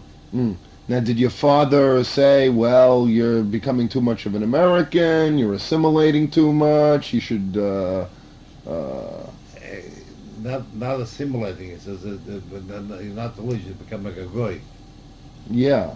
Goy. So he didn't like He that. didn't like that. But not Americanized. Americanized was a trend to become Americanized. Yeah, The trend then was to become Americanized. yeah. To learn English. Learn English, become not always greener, not to be a greener. Yeah. Oh. The question of assimilation didn't exist at that time yet. Well, it was the same. It's the same idea. The trend was to Become a good American. To become a good American, to speak without an accent, to speak better English, to know more English, to know. So you never became a good American. I tried my own way. I tried my own way, but I didn't. But I was Jewish, a Jewish nationalist. Nationalistic. I was in the older years. Older years. Okay, now. So did you go uptown? Did you go to Rockefeller Center? The Rockefeller Radio City Music Hall? Did you go? Came up later. What? Radio Music Hall came up in the 50s. Okay, that's right. I'm sorry. Did you go to? I used to go to the movies in Times Square. Did you go to Broadway? I used to New Year's Eve. I used to go to Times Square to see what was there. Can you remember any movies that you liked back then, or? No. Now we're talking talkies already. Did you see The Jazz Singer when it came out? I remember Al Jolson. So do you remember the movie The Jazz Singer? Yeah, I don't remember exactly the movie. I remember Al Jolson singing. Yeah, it was the first talkie, first time. And I remember a movie I saw was very impressive. Africa talks, Africa speaks. Somebody was a silent movie. Yeah. But life in Africa, but they said that Schwarzen, they made a lion run after him. And the lion killed him. But the sacrifice I made just for the movie. Okay, so you were tasting American life. Yeah, but did you go to Yiddish theater too on the Lower East Side? Yes, and did your father go? Did your parents go? My father did not go. Not to Yiddish theater? No. So what did he? They didn't believe in that. In theater? Why not? Did you have theater in Poland? Yiddish theater? I didn't go to Yiddish theater in Poland. But did they have it? They had it. And maybe I saw some Yiddish movies in Poland.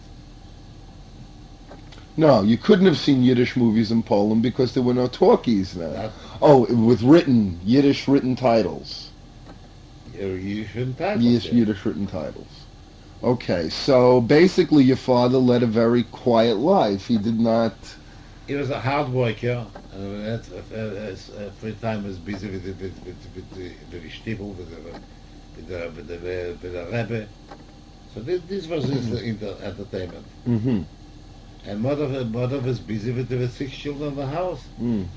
Okay, now at this time, we're talking 1928 now, right?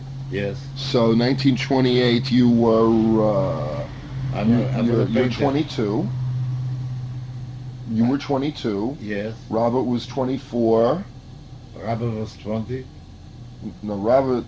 If you were 22. Robert was 20. And 19 and a half. And who the youngest was Anna? The youngest is Rachel. And how young was she? And what was the span between you and Rachel? How much older were you than Rachel? About 20 years. 20 years? So she was 2 years old?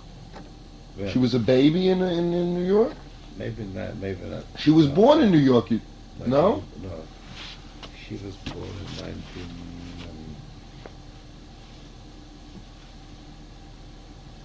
1919, 1920, she was born. So you were 14 years older than her. So not much of a difference in the span in our family. So, okay, so she was busy with very young children. Okay, and so you were a painter. And what happened in 1929 in October? I was looking for jobs. After working myself for 2 years' time, I began to work for myself. I took some jobs, some customers, some landlords. They gave me jobs. But I didn't have any jobs. I was looking for a job for somebody else. for myself and for somebody else. Now, Daddy used to tell me that you'd take 2 ladders and 2 cans of paint under each arm and you'd go walk to work. And then it was for myself. Yeah, now how did you do that? I was carrying a satchel with my tools over here in one hand, and to the ladder to scan the satchel, and the other side was scan a cover, drop cloth, with a pail of paint, and was walking with 3-4 blocks with it. 3-4 blocks. 3-4 blocks.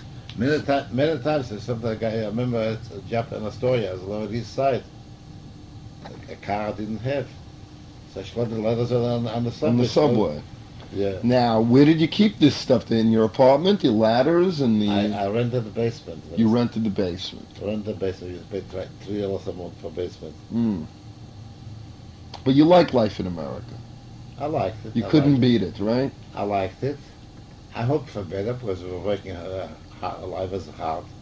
I was working about 16, 18 hours a day. And you were still writing to Bubba. Huh? And you were writing to Bubba. I was writing to Bubba. And in 1931, I saved up $500 of my own. So I went to marry Bubba. Now you married Bubba in I Poland. went to Danzig. I was afraid to go into Poland. I was afraid to go into Poland. They would arrest me.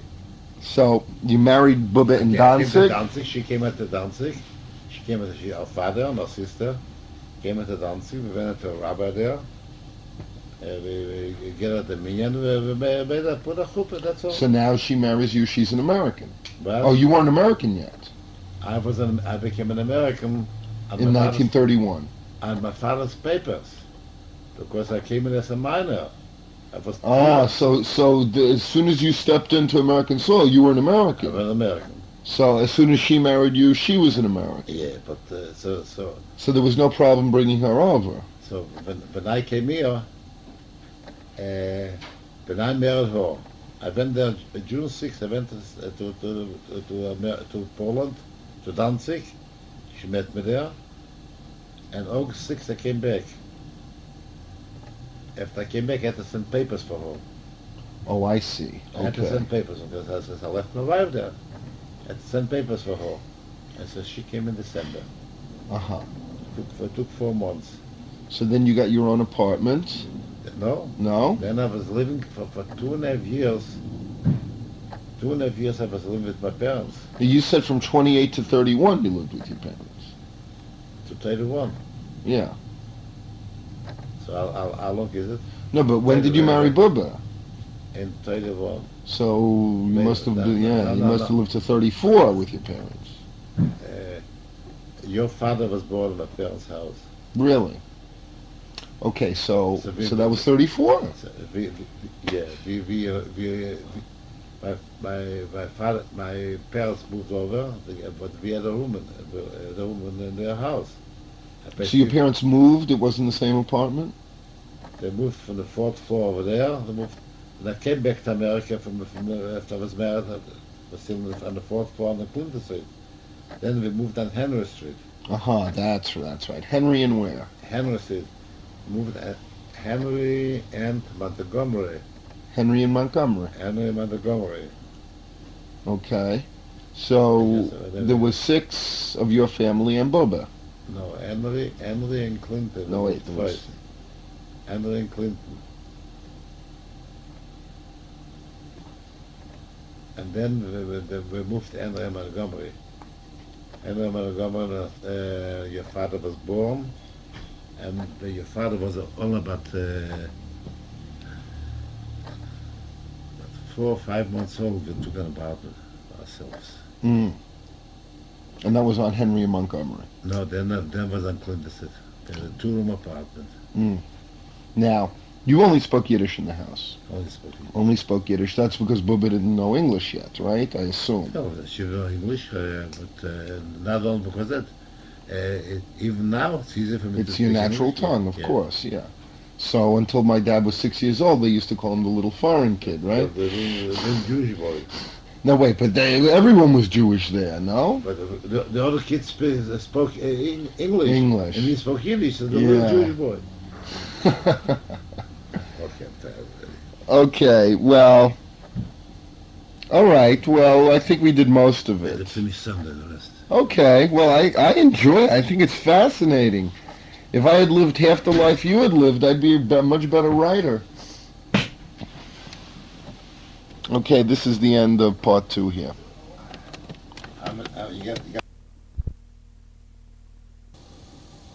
Okay, now summing up from the last tape, you were in jail for 3 months and your mother sent $50 which bailed you out. Yes. And you were a member of what movement? a labor Zionist. The name was Paul Zion. And you joined that in 1923 and it was Yeah. now It 1926. was 26. So I wrote a letter to the central office in Warsaw. I know there was a branch of that movement in the town. I was sitting in the town with the name Kolomia. This was where the jail was? Yes. The name of the town was what? Kolomia? Kolomia. Kolomia. So I sent a letter to Warsaw, to the central office. Of course, the letter was written like the private person. I told him, I know you have friends in Kolomia. Tell them to get in contact with me. Maybe they could do something for me. So I used to get packages of food. So now, why didn't you go back to Oslo? They arrested me over there in the Romanian border. No, but you got the bail. You were bailed out, right? And when I was bailed out, I came back to Ostrov. Ah, so this is before you were bailed. While I was in jail. So while you were in jail, you wrote... I wrote a letter, and the people started bringing me packages of food. So it was pleasant. And then they couldn't come to see me, to speak to me. But when I was released, I spent the Shabbos with them. Then I went back home. Did you ever find the guy you gave $500 to? Wait a minute. Oh, okay. So after that, I came back to Poland. We went to the guy in the nearby town. What do you do to us? You took $500 and was an illegal smuggler of people, but they succeeded in certain ways, but didn't succeed with us, with this group of people. Before I go further, among these people, among the 8 people, was a fellow by the name Markovich. I found that this fellow went later to Mexico. And that's all I know about this man is in Mexico. Then I'll remind him a little later. Okay. So we went to that fellow. We gave him $500. I was going to be What was his name? Do you remember? Starkovsky. His name was Starkovsky. I mean, he was a Jew? He was a Jew, and he lived in a town, a little town next to Ostrov, small by the name Chizev. Now, $500 back then, that was... It was a lot of money. Oh, that's a... But you got to figure that it has to be going by boat to for boat transportation, everything. To the United States, that United included. States. That included everything. That includes everything. Okay. So he said, you know what? You'll give me another $200, and I guarantee I'll bring him to America. So time went by. How much time? But I came out of jail. It was until December or January 1927. 1927. About 6 months later, I gave him an additional $200. Now, your father was working. What was he getting paid? Do you have any idea? I mean, for him to save up $500 must have taken him, I don't know. He saved every penny. It didn't cost him any rent. Yeah. Just food. He didn't buy new garments for himself. So, in 1927, not same year, 1920, 1926. December 1926.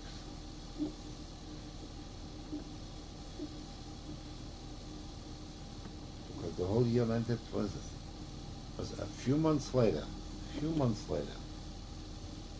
January 1920.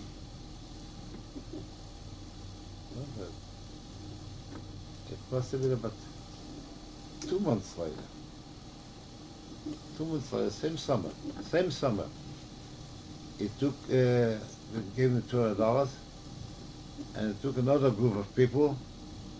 We brought us to, brought us to Germany, and we went to Hamburg. And he gave you a passport. Yeah, passport with a name, a different name, the name Yusen, Mortal Yusen. Mortal Yusen. Yusen. In fact, later on, I met that Mortal Yusen. I met him in New York. That's the original Mortal Yusen. So this was a German passport now he gave. Again a Polish passport. Again a Polish passport. Polish passport, and everything was right. We came to New York. We came to New York was in July. So wait, you left Germany. No, I'm making a mistake. The first time I went to it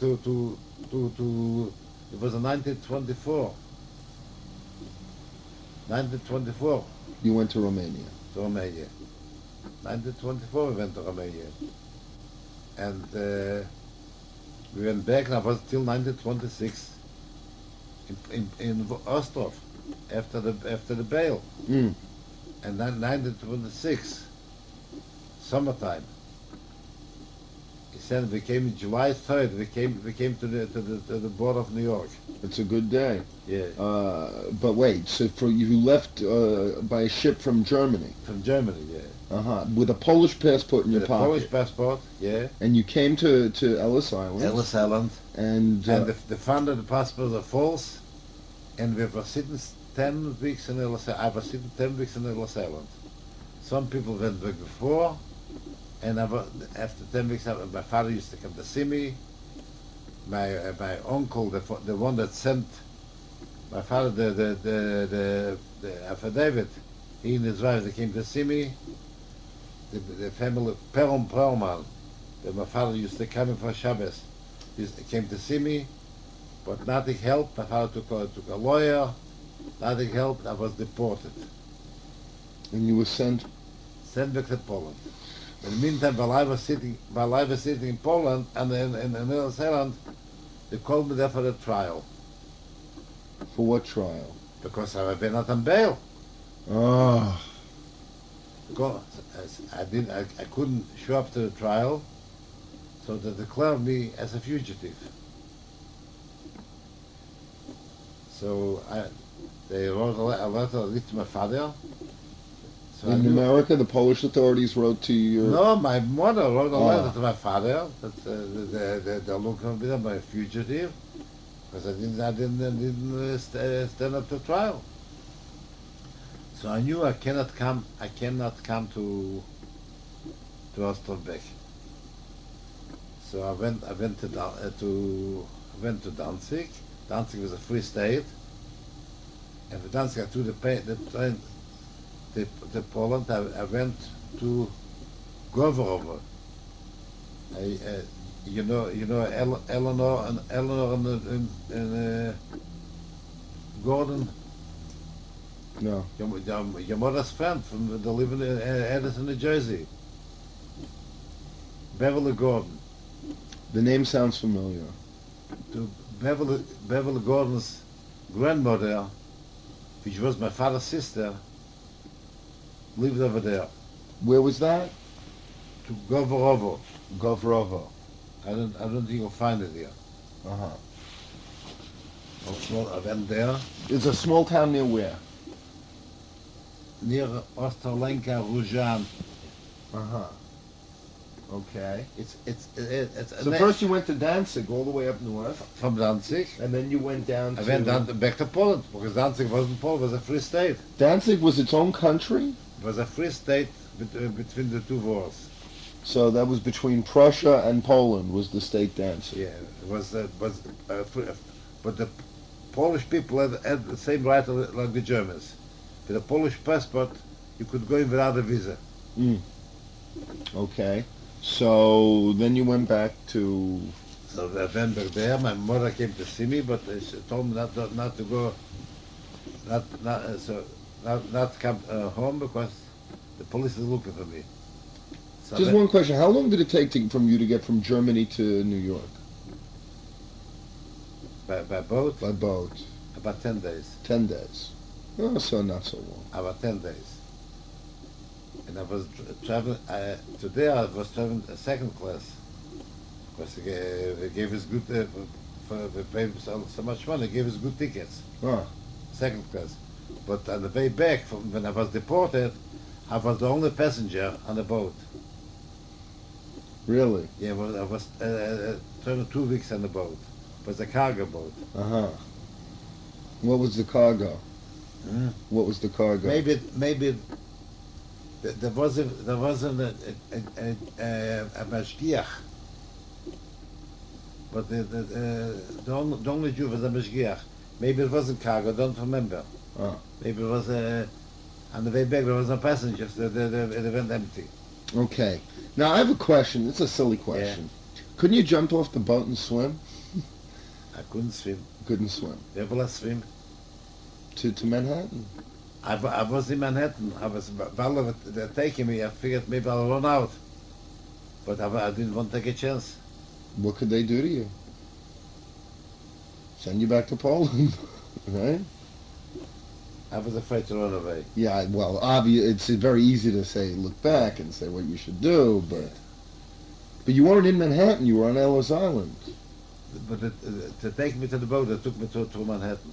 Ah. I remember I was riding in an elevated train. Now, do you remember how you felt? You saw the Manhattan skyline? I saw the skyline, I saw the subways running and the bridges. Was it impressive? It was very impressive. Amazing, huh? Very impressive, yeah. There wasn't the Empire State Building, wasn't there yet. Yeah. But there was the Singer Building was plenty higher than the tall building, the Boulevard Building. So the bridges, the Manhattan Bridge and the Brooklyn Bridge, was ever saw there. Well, so the village we couldn't see. That's the bridge you could see from far. Ah. So it must have been very impressive to a I young was man. sitting 10 weeks down there. 10 weeks. 10 weeks. By September, they sent me back, and I remember Shoni Kippur, I was in Danzig. And for Sukkot, I was in that little Gavorve. My mother said I should not come. So I went to Lodz. Lodz was the second biggest town in Poland. My father had an aunt over there. So I stayed with them. He sent me some money to live on. Then I learned the trade to make ladies' stockings. You want? Okay, so we were up to 1934. Dad's born, but we're going to backtrack a little bit to a little bit about Bubba's family. Now, do you know anything about Bubba's grandparents? No. How about Bubba's father? I'll tell you as much as I know. Okay. I'll tell you as much as I know. I met Bubba in, as I said before, in 1925. In 1925, she was a cool girl, but very, very pretty. Whenever she passed by, people looked after her. Turned their heads around to look after her. She's very pretty.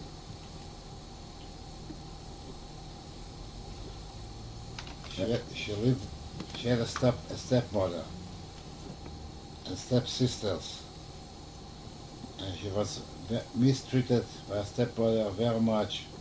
Her stepbrother? Stepmother, Mother. very much. She didn't have any brothers. I knew her father was a nice, good-looking man, a religious man. And I knew of the two sisters, the two stepsisters. One was during the war. She was in Russia, escaped to Russia. She had a husband and a child, and her mother, which was Norma's stepmother, my wife's stepmother. When she was taken to work, she came home, she found her mother and her child. They were not in the house. They were taken away by the Germans. Her husband was taken away by the Germans before and was killed. She remained alone. I know my wife's she had two more sisters. One I knew. Her name was Chave. She was a very pretty woman. She had black blue hair. Beautiful woman. And she had 5 children.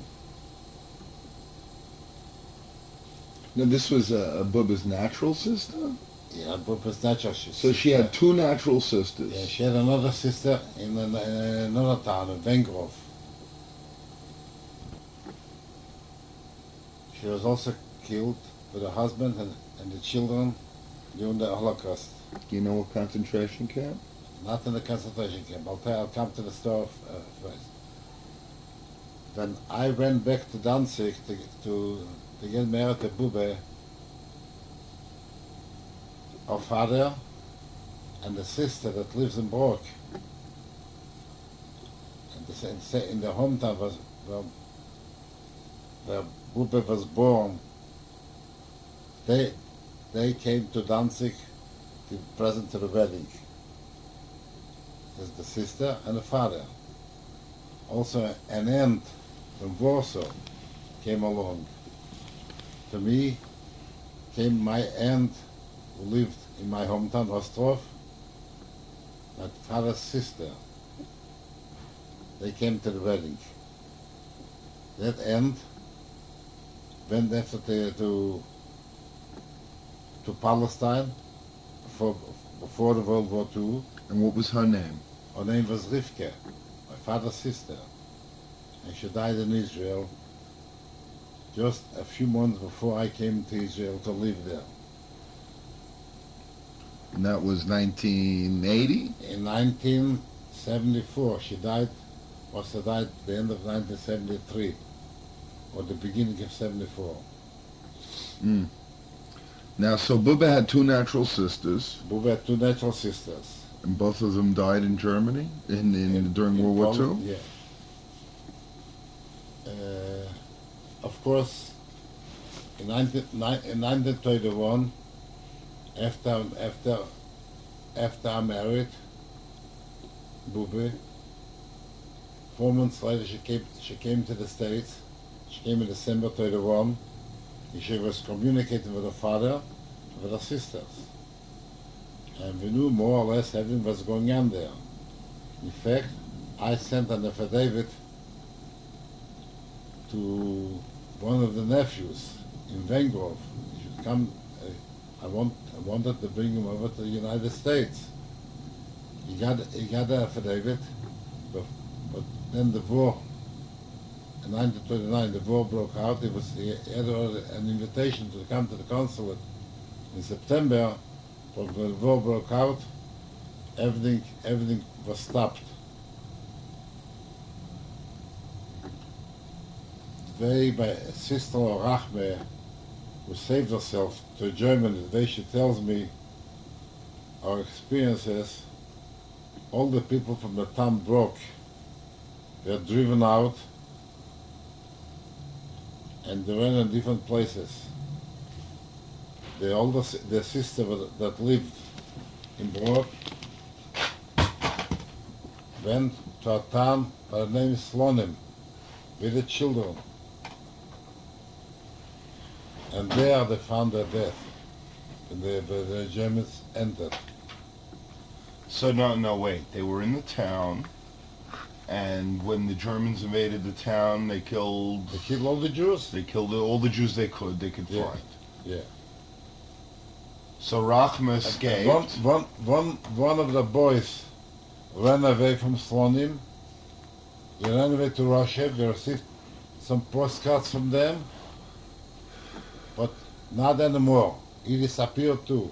Yeah. That's better. You should look at me when you talk. You don't have to look at the tape recorder. At least it'll sound like you're talking to a person if you look at me.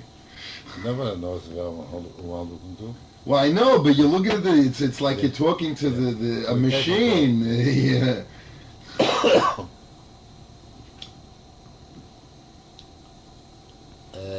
Rachme didn't run away to where the other sister Chava ran away, but she ran away to Vengrove, where the older sister lived. There was another stepsister who was married with a child,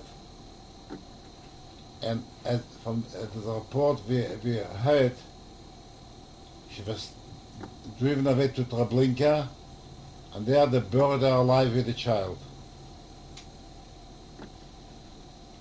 And the other stepsister?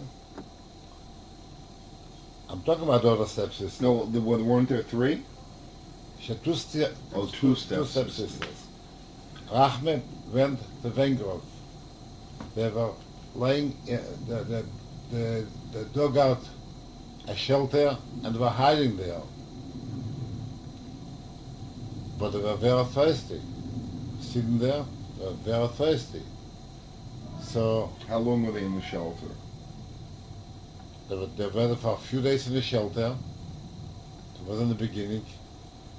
And what year was this? In 41.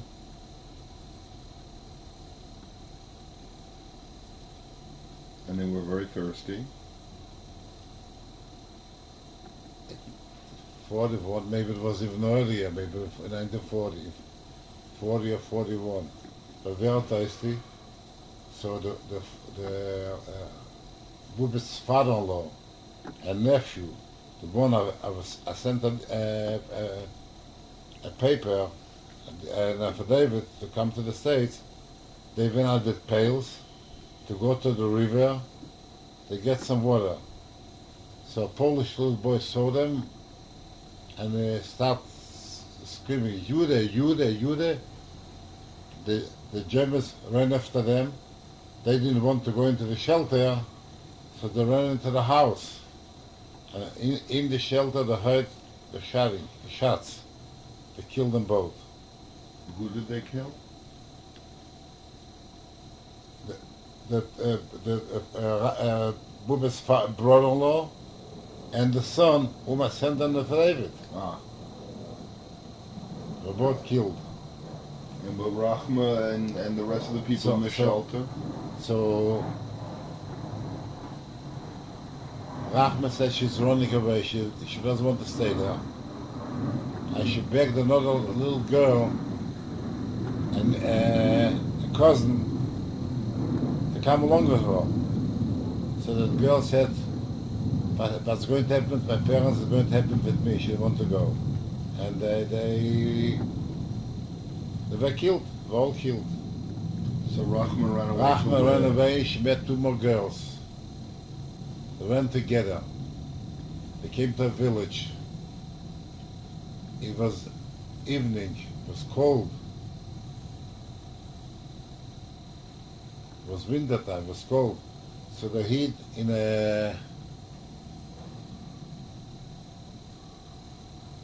I don't know how to call it, a big pile of hay which pressed. They used to put up piles Bales of hay. of hay. Bales of, yeah. It's more taller than a bale. A bale is pressed the size of a couch, but this went very high, but could go about a store and a half. And it wasn't so pressed. The dog started to bark. So the owner came out with he knew somebody's hiding. he came out with a Shotgun? how you call a fork, a pitchfork. Pitchfork. He started to stick in the hay, and he killed the other two girls. Killed two of the girls? Yeah. She was laying the whole night. In the morning, she came into the goy. She asked him for a piece of bread. And it happens she knew him. She knew that goy. So I told her, why should I give you bread? I could get 2 kilos of sugar for you. So he tied her onto with a rope, and he sat on a horse. He dragged her to the Germans, to the headquarters of the Germans. He had to cross the river. The river wasn't frozen. Mm-hmm. That's the story she told. The river was frozen. So he went under the horse on the river, and when it came to the middle, the river cracked, began to crack. So she found a chance. She started running away. He was shooting after her, but he missed her, and that's how she kept on running and running, and she didn't know what happened to her. She fainted.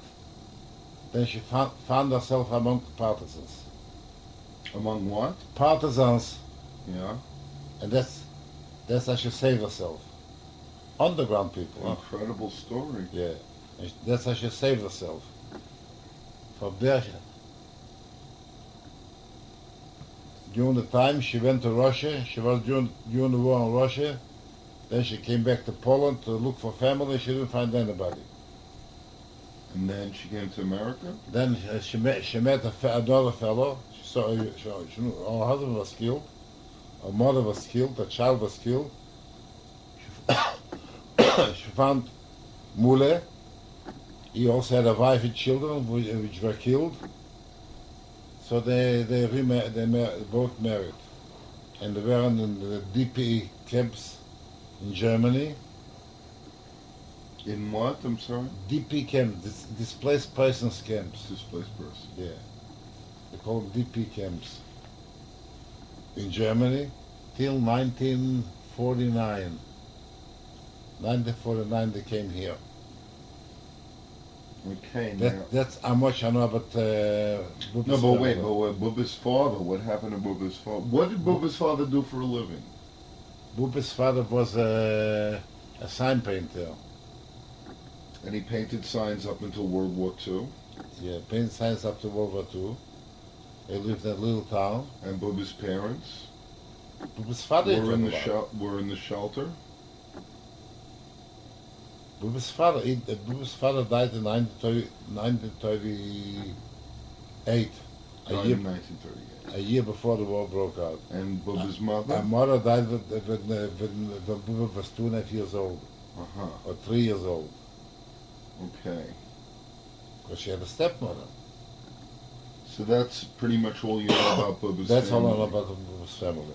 Okay. She had an uncle in Warsaw, whom I knew. An uncle, an aunt, and 2 children. The oldest in the beginning of the war, we sent the packages of food. We received letters for them, and then then they disappeared.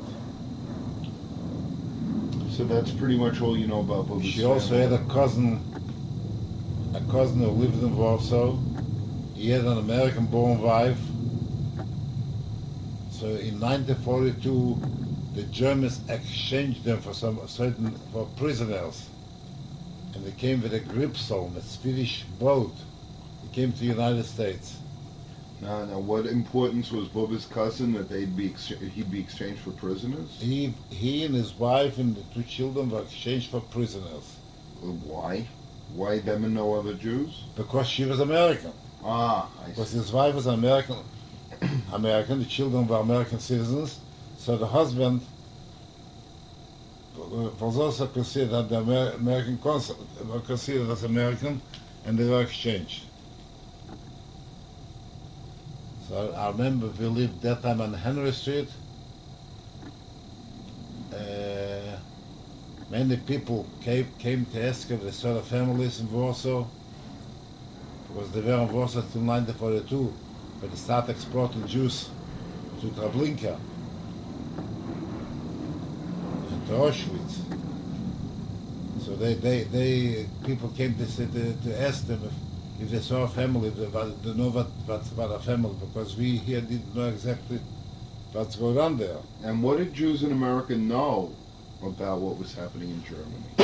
In 1942 or 43 or 44, what did you know what was going on? 44 we knew already about the gas chambers. We knew about poisoning people in automobiles. Was that true? Of course it was true. Poisoning people in automobiles? Yes, they put an exhaust pipe. They turned in exhaust pipe into the car, the seal of the car, and the people were choked to death. And then This I didn't hear about. I saw it even in a movie here. Yeah? How they used to do it. They used to push in about 25, 30 people like Sardines? like sardines, push them in, and then they open the motor, they push in the exhaust pipe inside, and they're choked to death. And then they found a more efficient method. So, you didn't know until when what was going on? We follow the press. And the press knew precious little, I'm sure. The press knew, and the American government, as much as they knew, they didn't want to give it out. No, that we know.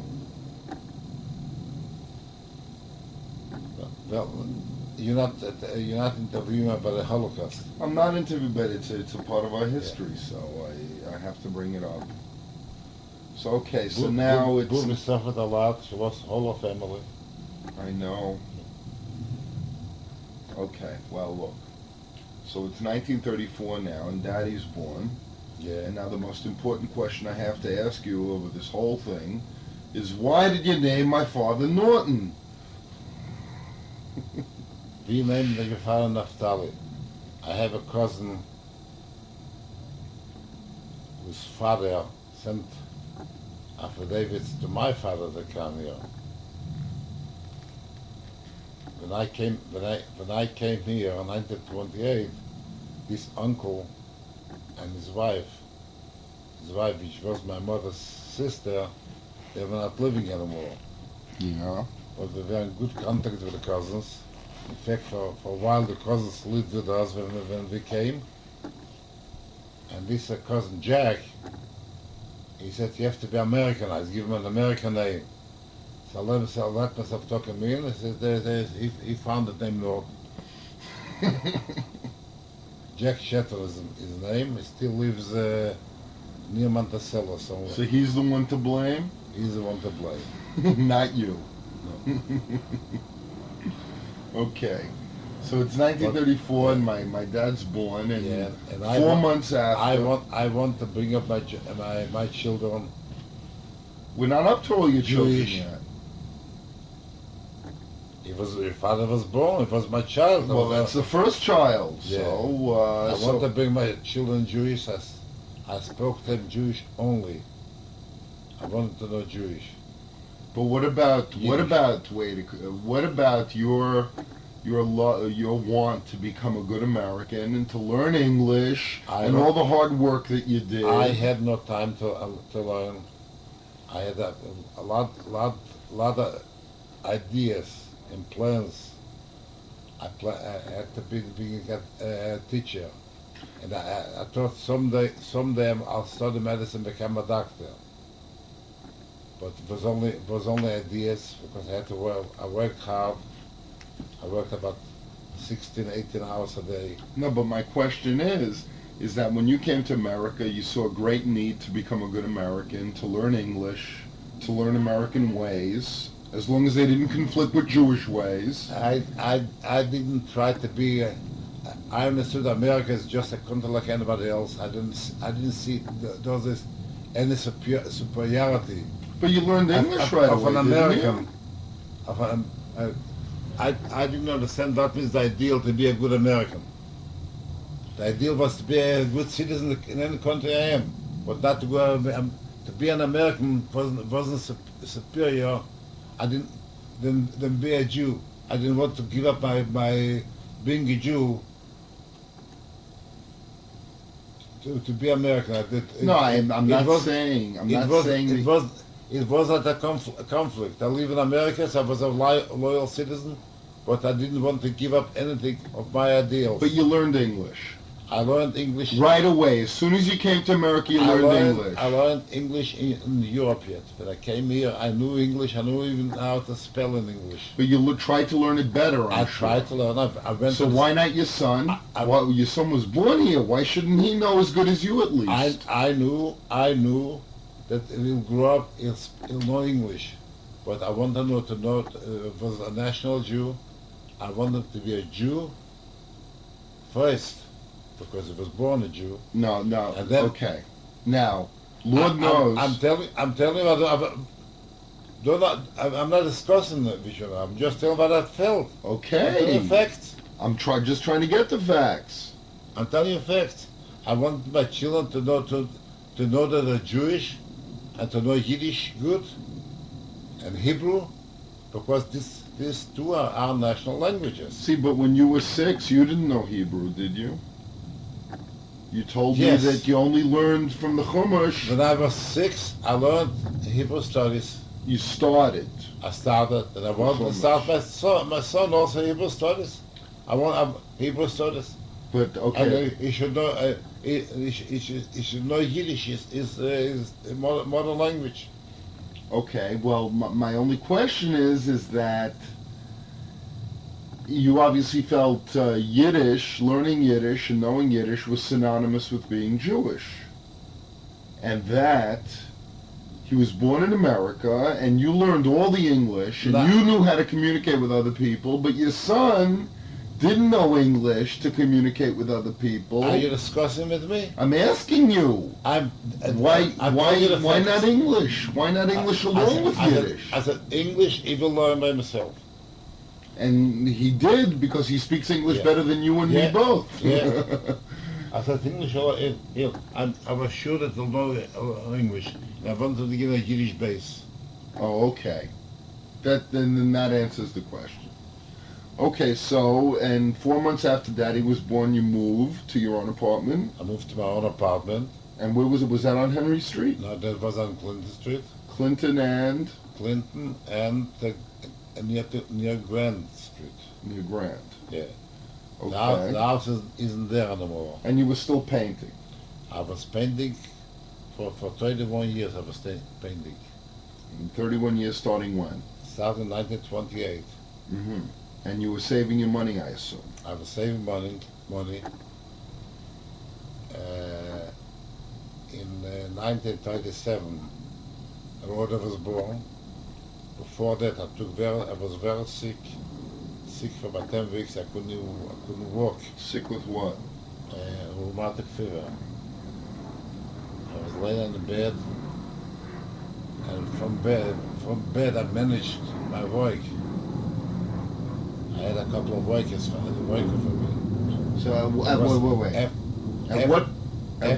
After 2 years working for somebody else, as I told you before, I started to get some customers on my own. And this was about time, and this was around 30. 31 after I married, I got a few more customers, and I tried to get most work for myself, with contracting from different landlords. I did some painting, house painting. Now, most of the landlords you worked for, were they Jewish? I was working on this side, Jewish and non-Jewish. Most of them were Jewish. I had some non-Jewish landlords. I painted for them. And there was a lot of competition because times were very bad. It was the Depression time. I remember the times I paid all a man $3.50 a day and $4.50 a day before Pesach, but I was very busy because I was working on the east side I paid even as high as $5 a day. In those days, I put in a day's work too. Those days I used to make $25 a week, which was a lot of money. If people earned $15, $20 a week, were happy. So how could you afford to pay yourself $35 a week and your men $5 a day? That's the same amount. People were working 6 days a week. That's $30. But this was in the season. All in this, in the base, I was paying that high. Oh. The general was paying $4 and $3.50, and I put in a day's work. I made $24 I made myself on 6 days. So your workers didn't make much less than you did. Profit on the man $1 a day or $1.50 a day, so I used to make about $25 a week. Uh-huh. Now the people who work for you, they were Jewish? Jewish and non-Jewish, it makes no difference. Made no difference. So the difference. I used to call up an agency to get people. Uh-huh. An employment agency. And that so you were saving your money, and Rhoda was born in what, 37? Rhoda was born 27. So okay, so Rhoda's born, and you're still saving money, and you're still painting. Saving money. I was painting, and then times got a little better in the later 30s. I was making about $40 a week, $50 a week, and I saved up those days about $9,000 or $9,000 with someone that I saved up because Bube was working too. What was she doing? She was a dressmaker. She was doing some private work. People used to come, beg her, they'll babysit, they'll watch your baby with a carriage on the street. So she was a babysitter and a dressmaker? People were coming to her, she should make dresses for them. They'll babysit. She made the dresses very cheap. They'll watch the baby in order she should have time to sew. So she used to make dresses, she used to make also some money. In the home? In the house. For stores or for people? For people. Only for people? Only for people. Before the first few years she was here, before she had the first baby, she went to work in shops. Mm. And she didn't want to work on Saturdays. So after she worked a week someplace, she didn't come on Saturday. So they asked her, why didn't you come in? She said, I was sick. Second week, she didn't come in, she was fired. No, wait, now, she was only working for non-Jews? She was working for Jews. Those days, the old factories were working Shabbos every day. Mm. So there were no Jews who let you off on Saturday and let you work on Sunday like There were Jewish father. Jewish bosses on the east side, but all factories, all places, you had to work on Shabbos. Okay, so she was still making dresses when Rhoda and Mark were born, or? When Rhoda was born, I don't remember, but till Rhoda was born, she was sewing dresses. Uh-huh. Okay, so Rhoda's born. Yeah. Now, my father is now about 6 years old. What school did you send him to? Then I sent him to yeshiva, to yeshiva, because I wanted to get a Hebrew education. Do you remember which yeshiva? RJJ. RJJ. Yeah. You have any stories you want to tell me about that? The stories about RJJ, so your father will tell you. You don't want to take the responsibility, huh? I was only a listener, but the stories are his, not mine. No, but look, obviously you're the one who made the decision to take him out of RJJ. What convinced you to take him out of RJJ? He went to RJJ, he liked to sleep, and our windows faced RJJ. When the first bell rang, we used to, I wasn't home. I left the house 6 o'clock in the morning to work. Yeah. But Bubba was waking him. Many times she even spilled water on his bed. He should get up. It sounds like a familiar story. And when the second bell was ringing, then he got up and ran up to school. Many times he imitated, he's sick and he cannot learn. So it was was there for about 3 years in that school, and he didn't want to learn. What did you think about this? I thought of it. I was very aggravated, and didn't want to learn. I tried to help him as little time as I had. I tried to help him, but then I saw it's of no use. I sent him to public school. No, wait. Back up a little bit. You thought he was lazy, or he didn't like learning, or he didn't like school. Is that what you thought? I thought I didn't like school. Now in RJJ they taught Jewish subjects, but they also taught English and math and science. Yeah. Now, did he do well in English and math and science, and he neglected Jewish studies, or was he good all around, or do you remember? He was not good all around. He was not good all around. Was not good all around. He just wanted to learn. Maybe the quality of the teachers was good. The Hebrew teachers were not the best. Now, what made you decide finally to take him out of RJJ? Because I wanted to get some knowledge. Is that the whole story? Maybe. How do you know it wouldn't be the same with another school? I had to take him out because he didn't learn. So I had to send him to a different school. Is that the only reason? That's right. Maybe the different school learn. He didn't complain to you at all about the teachers beating him? He complained about the teachers beating him. Teachers they're not good teachers. So I sent him to public school, and in the afternoon I sent him to Hebrew school. And how did he do there? And the Hebrew school Dafki liked. The public school didn't like so much. When the graduate public school, he didn't even go to the graduation because he had all these fights with his teacher, the English teacher. English teachers. The English teacher had all these fights. And did he do well in public school? Did he get good grades? He didn't do so well. It was average. Mm-hmm. It was average.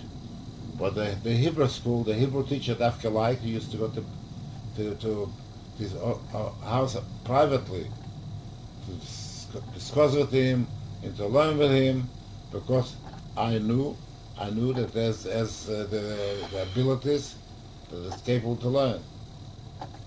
But it was some kind of a blockage which he couldn't agree with his teachers. Okay, 1 second.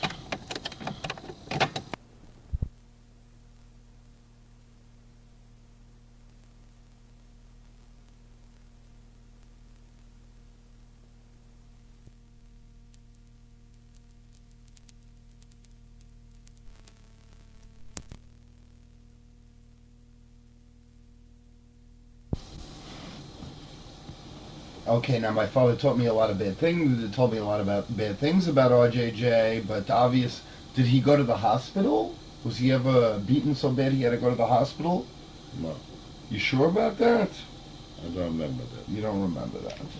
Okay, so then he started picking up, and he started doing a little better, and Rhoda was born. And what year was So this is like 1930. Well, actually 1940 already. 1941.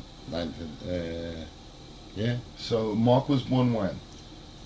I was born in 1943. From 1933. So anything happened between then and when Mark was born? Rhoda didn't go to school, I'm sure, till 43, 44, right?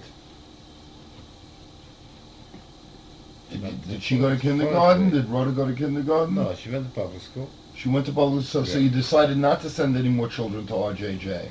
She went to public school. And then I wanted this. I also sent her to the Hebrew school, but she wasn't. The Hebrew she couldn't adapt it. I tried to help her, she couldn't pick it up. And see, the child has difficulties picking up. So I figured maybe later on she'll learn Hebrew. Let her learn Yiddish, because Yiddish was the spoken language in the house. So I sent her to the Yiddish afternoon school. In the morning she went to public school, In the afternoon she went to Yiddish school. So, And- did Rhoda and learn on speak? Sundays. Was Rhoda's first language Yiddish? Rhoda's first language was also Yiddish in the house. Uh-huh. Yeah. Okay. And so, but you didn't think she in, was in good enough? 1939, when I had saved up before 9,000 and some dollars. I met Margolis, who was a landsman of mine. I knew him from the other side. He was a what of yours? A landsman. A landsman. Yeah, that means we're from the same town, Ah. on the other side of Europe. And we went into partnership. He didn't have a penny to his name.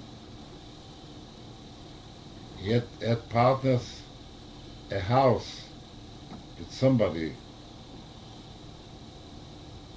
So I invested $10,000. I had 9,000 a couple on that, and I borrowed up to $10,000.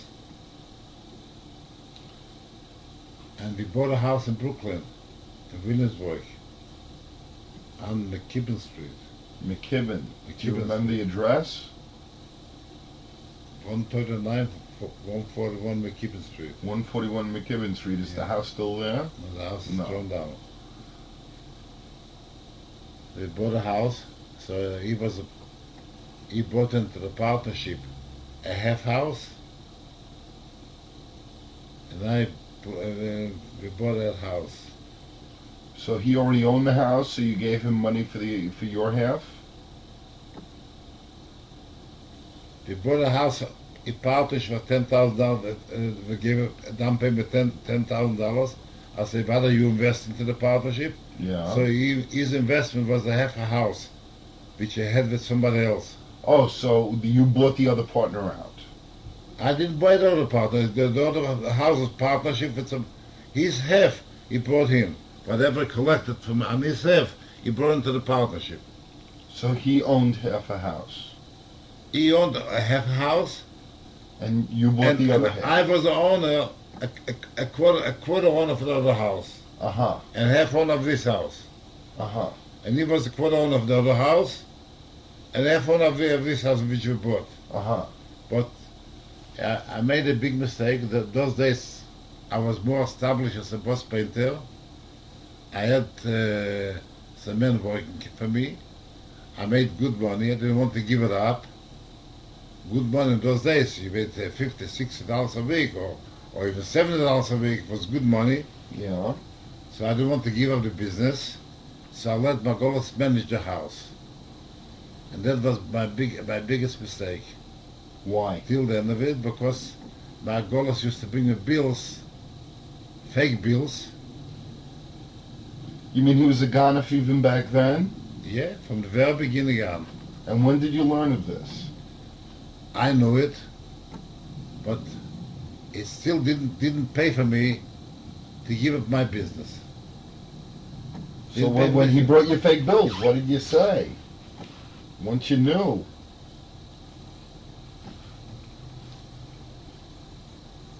I tried to look into the business to be in control, but I couldn't control it. I didn't know anything about it because I was too busy, and I was glad whatever profit the house brought me in. There was some profit. So you looked the other way. I looked away. And In 1941, in 1941, we bought another house on 82 Reed Street, Uh-huh. Manhattan. is that still no? No, this also was thrown down. Yeah. This house I gave out to Moshe, Uh-huh. because after I separated with Margolis, this house remained with me. But Moshe let it go immediately. The story by itself. So So we had two houses, 2.5 houses in partnership. And Margolis managed it. Of course, once a month we sat down, looked over the bills and the income and the expenses, and there was always a couple of dollars profit every month. which we divided. And this went on for a few years. Then in 1943, we bought a house on West Broadway. Where? West Broadway. West Broadway. Yeah. 425. 425 West Broadway. And that was a single house at that time. It was two. It was it's a single house now too. No. It's apartment building now. You're telling me it was an apartment building? It was an apartment. It was the way it is. Ah. It was the way it is. It was a renovated house. Of course, the stores were not the way they look now. Oh, obviously. What the apartments upstairs were exactly the way they were now. Really? No. With an elevator, with an incinerator. How much did that building cost? Roughly. I don't remember a thing. The building, I think we paid $74,000 or $76,000. How did you have that much money? How much down did you have to put down? We had a mortgage about $50,000. So you $55,000. So you put $24,000 down. I put in half, and he put in half. He put in half. Okay. He put in half. Because those days we already had money. For the profits from the other two houses, plus the money that they come with. So there was we bought that house too, and Margolis was still the manager. And he was still a Ghana. Still the manager. No, I'm asking if he was still a Ghana. Yes. Then he didn't get it all by me. He got it by his brother-in-law too, who was his partner on the half house. Did you ever think of hiring a separate manager or a lawyer? Or I thought if I hire a manager, the manager would be the guy also got it. And what about a lawyer? Or a lawyer's a Ghana to begin with? A lawyer cannot manage a house.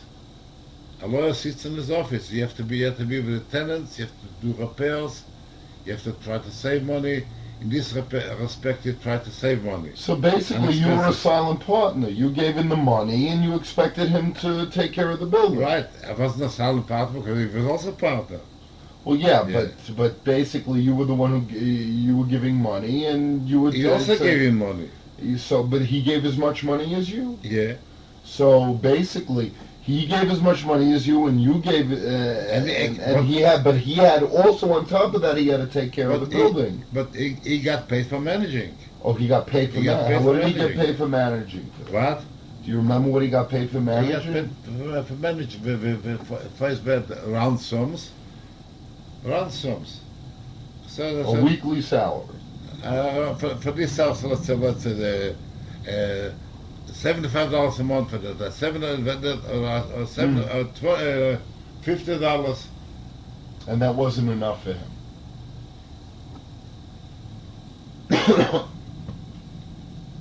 And in 1946, we bought another house. Yeah. Where? Well, it wasn't that late. It wasn't that early. I moved to the house. So in 1948 you bought a house? Bought a house in Forest Hills, also in Margolis. And that was on 67th Road? 67th Road. I know it well.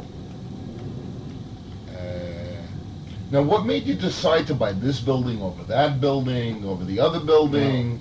One in Queens, one in Manhattan? In the beginning, we were in Manhattan. Then we decided to go to Queens. Margolis was the one that he was in real estate. He had more time. I was still busy with the painting. So he found a house on the 67th Road, which was for sale for $500,000. So from $75,000 to $500,000, you made a jump from one building to the next? All we had to pay in is $100,000. Yeah, but in the other building you only had to pay $25,000. What are you arguing with me? I'm wondering why Why buy a building in Forest Hills for $500,000 instead of a building in Soho for $100,000? Why did you decide to go to Queens to buy the building instead of buying another building in Soho for $100,000? Look, you don't want to listen anymore? You want to hear facts or you want to I'm discuss asking with me? why. Don't discuss it with me. We decided because we had the money. Okay. I only we needed $100,000 paying. I only had 45,000. Yeah. All I could scrape together, I had some bonds, American bonds. I was deposited about loans. All I could scrape there $45,000. My goal was at 55. So he had a knife to tell me this item for a long time. I should get only 45% profit out of that house, and he should 55.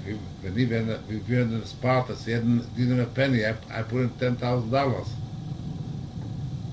and he only put in a house which brought in no profit, because he thought that the profit should remain with him. And what did you say? Finally, the house was sold. We got some money. We got part of the house was condemned and thrown down, so we got the money for the half. So we accumulated money. So I bought it for 45. I paid him 45,000, and he put in 55. But with the option, when I left the $5,000, I should become an equal partner. After about 9 months, I accumulated $5,000 and became an equal partner to that house. Again, he was managing all the houses. He's got a lot of managing. I had a family. I had to pay tuition for my children. In those days, I bought a bungalow in Lake Bigskill. And I want you to know, till 1947, I operated my business without a car. I schlepped the covers and the leathers on my shoulders, or the paint store who delivered me the paints. When I bought an order of paint, he also took along wherever I needed some leathers and covers and parts for the different jobs which I needed. So they delivered all this They stuff. delivered all the stuff because I worked all over the town. I worked in the Bronx. I worked in Brooklyn. I also worked in Queens, but most of us working in Bronx and Brooklyn.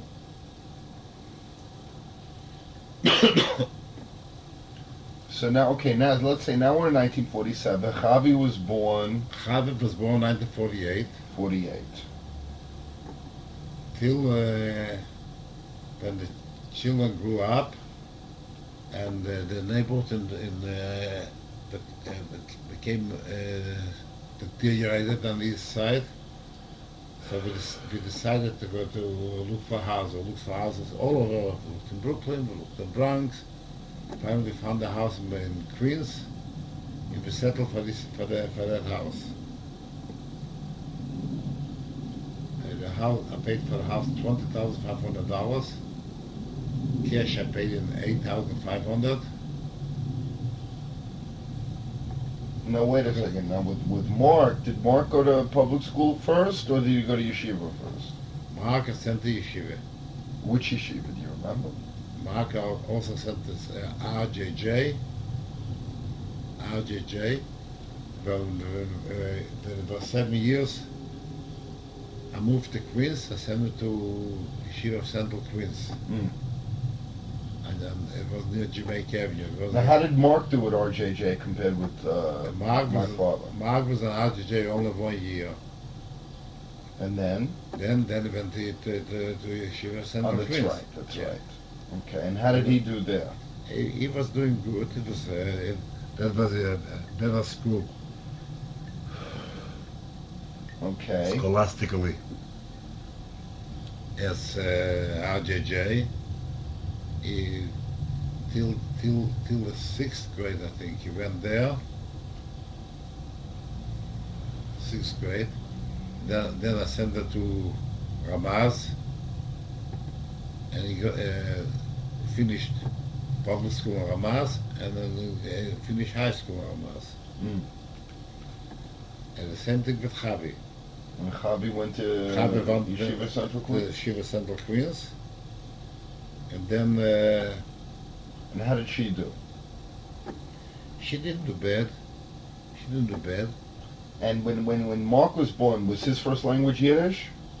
His first name was Yiddish, but not so much, because all the children, Rhoda and your father spoke already English. And the house, did Daddy and Rhoda speak English to each other, or to you most of the In time? the house, among themselves, they spoke English. And to you Yiddish? To me, it was Yiddish. Uh-huh.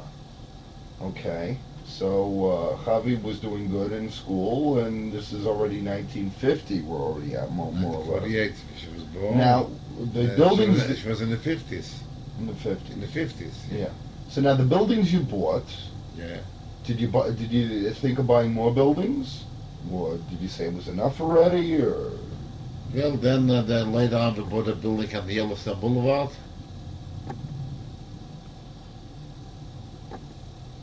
And then I bought 10% of a building in Kew Gardens, and I bought 25% of a building in Brighton. In Brighton. In Brighton. Now let me ask you a question. But out of my goal was managing when we separated. He used to bring a little profit for each building every month, but not enough to talk about it. And when we separated, I had no profit on the Brighton building. I had no profit on the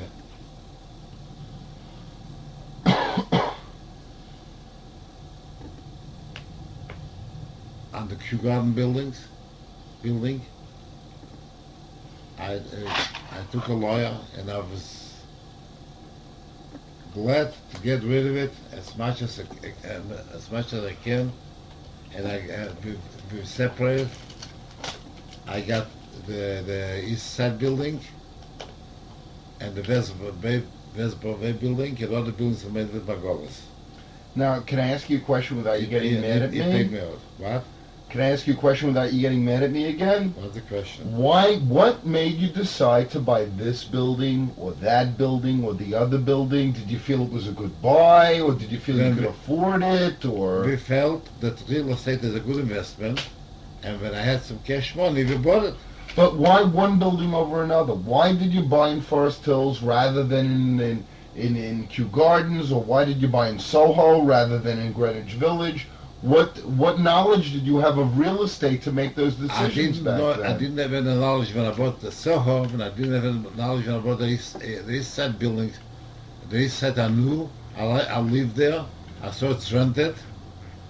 When it's rented, and it's full, it was a demand of an apartment those days. So I know I cannot go wrong. That's why I bought it. Mm. And Forest Hills, I know it's a good neighborhood. And I want to buy. I didn't want to buy any more buildings on the east side. I want to buy if I have some money, so I invest in a house. Why did you decide not to buy any more buildings on the east side? You think it was getting more run Because- down, or? Because it's going to become more run down, more Puerto Ricans. Already back then in the 50s? More Puerto Ricans? Yes, in the 50s. See, I don't know. In the 50s. Yeah, so the Puerto Ricans started coming in the 50s? Yes, it started coming in. And the lot of damage, destroyed, the ruined the buildings. Mm. Okay. All right, so now we're in 1950, and They were not clean, the house is full of roaches and rats. all of a sudden they brought them. By not keeping the house clean, there was roaches and rats. Okay. So now we're in the 50s, and let's see, my father is already 14. He's already been bar mitzvah. Do you remember anything about my father's bar mitzvah?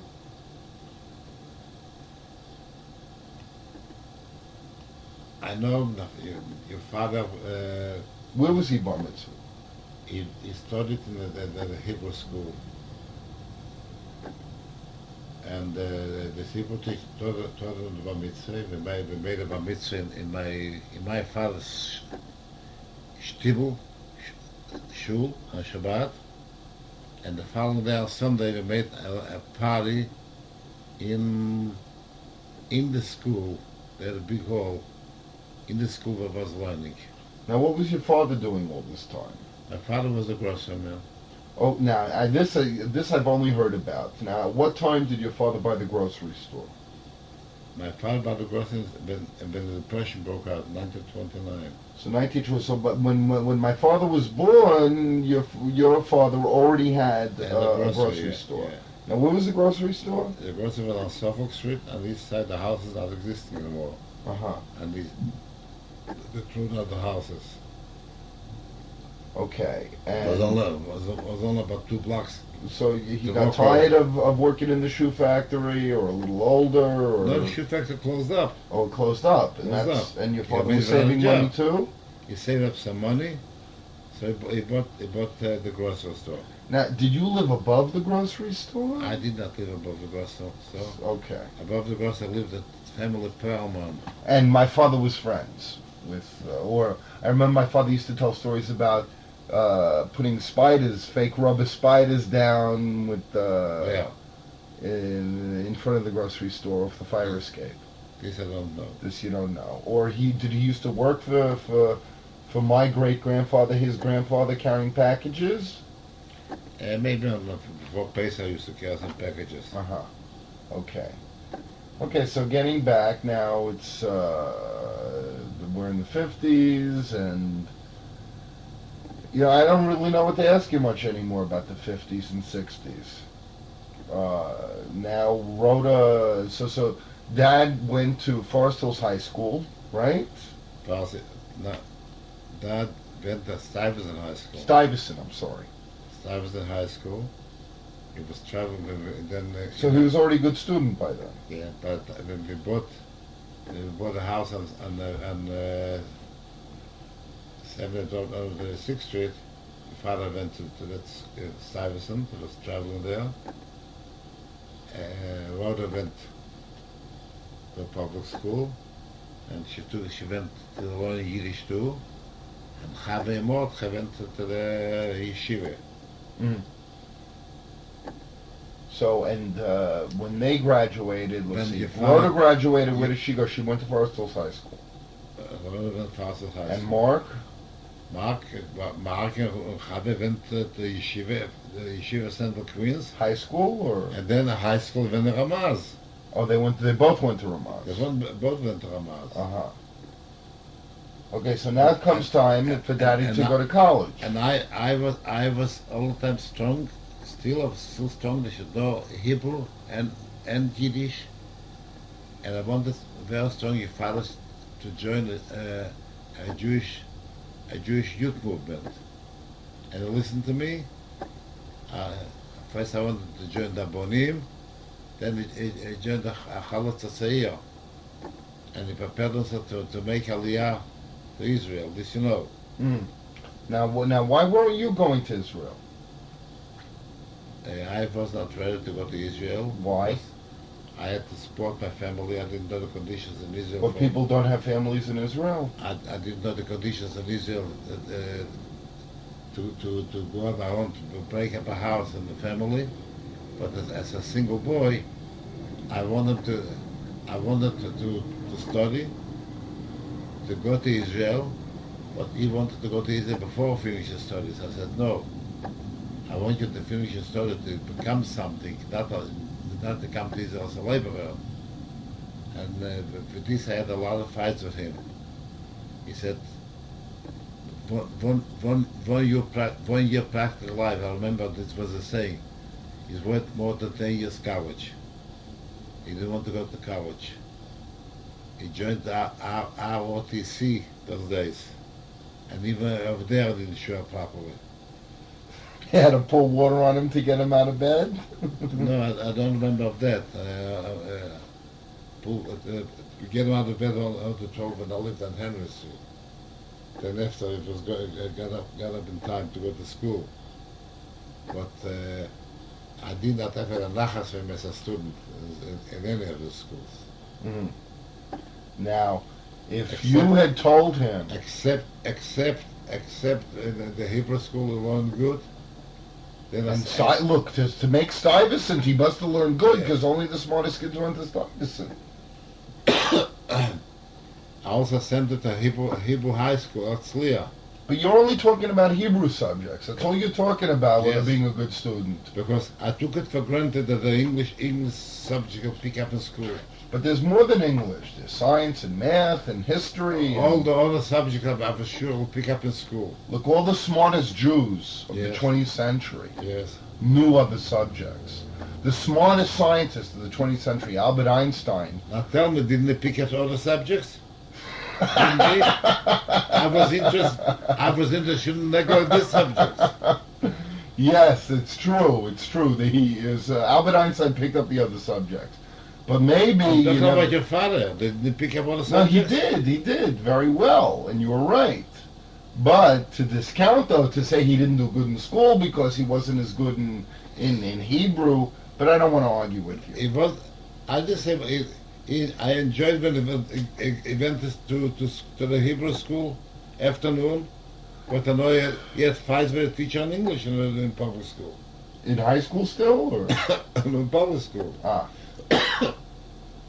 But he did well enough in public school to go to Stuyvesant. He did well enough without graduating in public school. He didn't graduate public school. He graduated. It was not even to his graduation. So he didn't go to the graduation, that doesn't mean he didn't graduate. So anyway, we're still in 1950, or the 50s. In the 50s. And What else do you want to know for this? for this period, I don't know what to ask you. It's bordering on what I know already. So, you lived a middle class American life until you decided to move to Israel. So, what I could ask you about this period, I don't really know. What finally made you decide to move to Israel? Why did it take you so long? I mean, my father was already, when you decided to move to Israel, my father was already 40 years old. I want. Why? Because you moved to Israel in 74, right? Yeah. So my father was 40 years old. Yeah. Why did it take so long for you to decide to move to Israel? I wanted to establish myself first. Yeah, Zayda, you were established, you were a landowner, you were making a nice living in 1950 already. Now maybe you wanted your children to be on their own already so that you could be free. That was already... That's it. Chavi moved out of the house when? I must have been 10 or 11, right? I wanted to, when Chavi got married,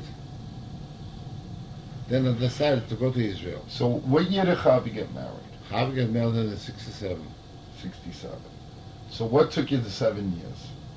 What? Say in between. Well, I went several times to Israel to look at it, to fight, to see how it is. Yeah, but to learn to go to America took you right away like this. To America didn't have any choice. I had to run away from Poland. Yeah, okay. True. Okay, so... Yeah, I wasn't a fugitive. Alright, so you moved to Israel in 74, and you obviously love it there. So, the stories I could ask you about Israel are stories I already know also. My favorite story is about the phone. I tell that to everyone. Yeah, that's not interesting. That's It's not interesting, but it's funny. You don't have to tell it now. I'm not talking about fun. I'm very serious. Well, fun is a part of life. I want to give you a review. Now, you want to give me a view on your philosophy? A review of my life. Now, we're at the end of the tape here, completely. So let me just flip the tape.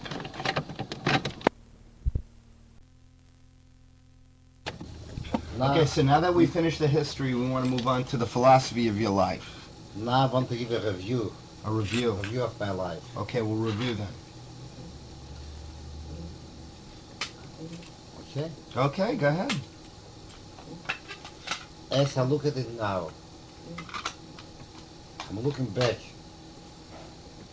to my early youth, my early childhood till now.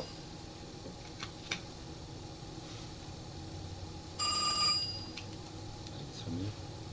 If it's for you, we'll stop the tape. I feel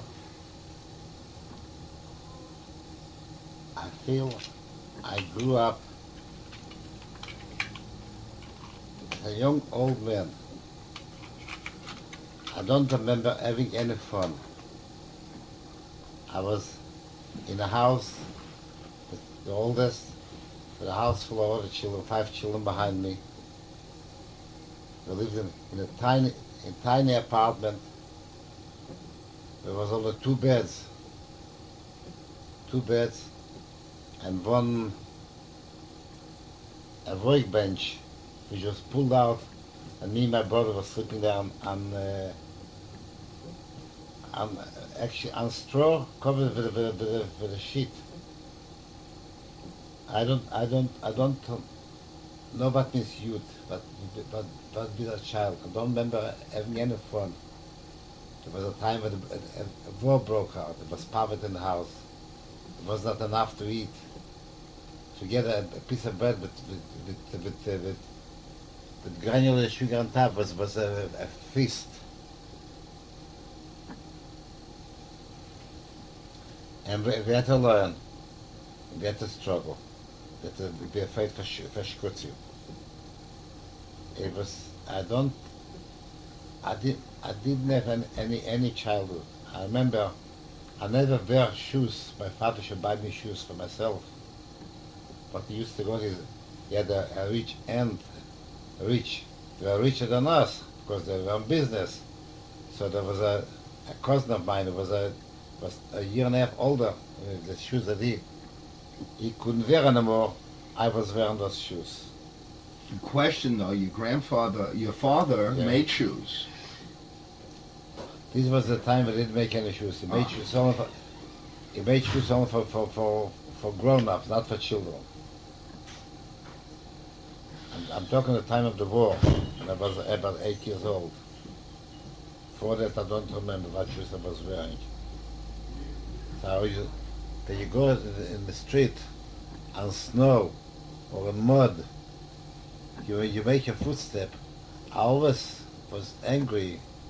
I was aggravated. Why my footstep is so big, bigger than other children's footstep, because I was always wearing shoes bigger than my size.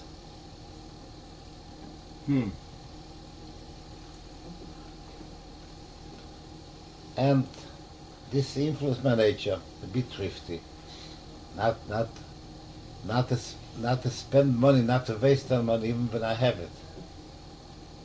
But you're very generous. You give money away. I know to give charity, but for myself, I learned.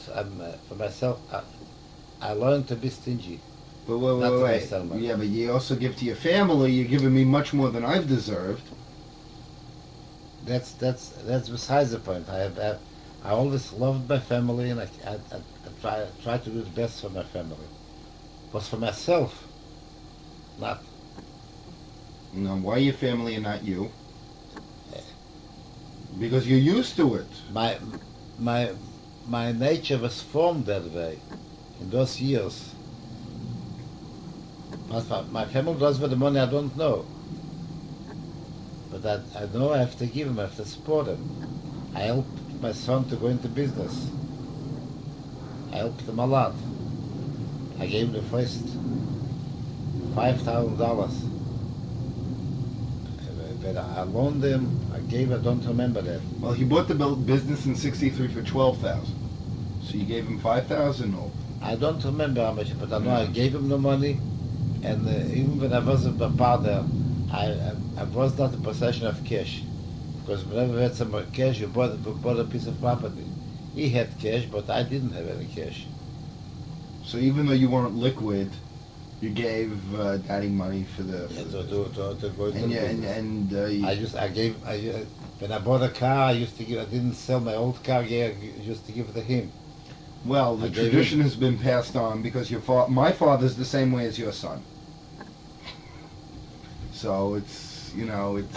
I paid for him after I was married. I paid for him tuition to college. I don't know, I gave him every month $265 for a nice, because I remember I gave a loan to somebody, $8,000. I gave a loan to pay and a nice, a big amount of interest in the bank. So it came out $265 a month. So I used to give it to your father. Either should have paid the rent when I was living on Pennsylvania Avenue, or was for tuition because your father went to school, your mother was working, and I helped him out as much as I could. We used to go over when the aunt were little, she used to buy shirts for him and pens for him because he didn't have any money. I gave him an apartment. Where? On the east side, we had another building on the east side too, on Division Street. Ah, yeah, I remember. On Division Street. And this is after he was married? After I was married, I moved into the apartment. On Division Street. On Division Street. In Brooklyn? On the Lower East Side. Lower East Side. Now, And they lived there how long? What? You remember how long they lived there? A year or two? Something Couldn't like have been more that. than a year or two, because then they moved to Brooklyn, Yeah, right? about a year and a half or two. And I paid the rent. I paid the rent because it was with a partner. I had to pay the rent. I don't remember. I paid part of the rent. So I helped him out. He moved to Brooklyn. I came there. I painted an apartment for him. Now, let me ask you a question. Dad, let's see, when Daddy was in between 20 and my age, 28, he was not working for Shulkin yet. He did not know what he was going to do for a living. What did you think about all this? Here's your young son. He didn't know what he was going to do for a living. He was going from job to job. He was an engineer a while. He worked for the city a while. So what's engineer about? And what did you think about all this? And it was an achshara. Then What's Achshara? Preparation for Israel. Uh-huh. And it was working as a car mechanic for a couple of weeks. Now, well, okay, but forgetting that question for a second, at what point did my father decide not to move to Israel? And he never moved. He never went. So Yeah, how did you feel about it? Because when we met your wife, your mother. So? We met your mother, you decided to get married. I said, what are you going to do for a living? Then I decided to go to school, to become an engineer, and Sonia was working. And I helped out till becomes an engineer. So didn't you ask him why he wasn't moving to Israel? You become an engineer there too. I didn't want him to move to Israel. Oh, at this point now you didn't want him to. I said, you want to go to Israel? You go as you'll go there. You'll graduate. You'll have the knowledge. And you won't have to be a worker. You should have to be. I want you to go to Israel as a laborer. Mm-hmm. I had a lot of fights with him, but Even after he was married, he still wanted to move to Israel? no. It's America's a hard country to leave, no? Because then, when after I was married, he stopped belonging to that movement. Yeah. But America's a hard country to leave, isn't it? It's, life is good here, no? Well, I know, but Israel was very hard at the very beginning, very hard. And if he goes to Israel, I want to go with a profession. Mm. So finally, he decided not to go. Well, I remember him talking about it even when I was young, about moving the whole business to Israel. But that's a dream more than Not a dream, yeah. So maybe one day he will move to Israel like you did. Is there any other of your philosophy, your ideas on religion you want to discuss? My philosophy of religion. And the first years in America, I was not religious. I had a religious upbringing, but it wasn't religious. But it was very, very nationalistic. You were very much what? Who? Nationalistic. Yeah. Whom was it? Very much like my father, The Jonathan. The telephone's to Jonathan, don't worry. It was very nationalistic. Maybe more nationalistic than your father is.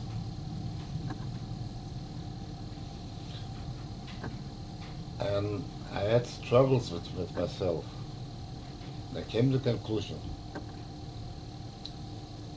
our people is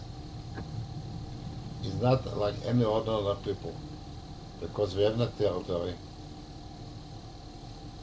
we have no land, we have despised, we are minority all over. And I started thinking to myself, what kept us alive? All this, through all these persecutions of 2,000 years since we were chased out of Israel. So it was a religion. And my philosophy, and another thing which brought me to this idea, our religion is not like Catholic religion or Muslim. It's a religion which belongs to only one people. A religion with nationalism intermixed by us. You cannot be a Jew and be a Polak. You cannot be a Jew and be a German. You cannot be a Jew and be a Catholic. Can you be a Chinese Jew? You could be a Catholic, a Chinese Catholic. You could be Chinese a Muslim and a Chinaman. You could be a Protestant and a Chinaman, but you can't be a Protestant Jew. You cannot be a Protestant Catholic Jew. Now some Jews moved to China in the diaspora. Very few. They are Jews according to religion. According to religion, but you cannot be a Jew with a different religion. A Polak could be a Protestant, could be Catholic, could be a Muslim Polak. He's still a Polak, or a Frenchman. He could be a Catholic, could be a Protestant.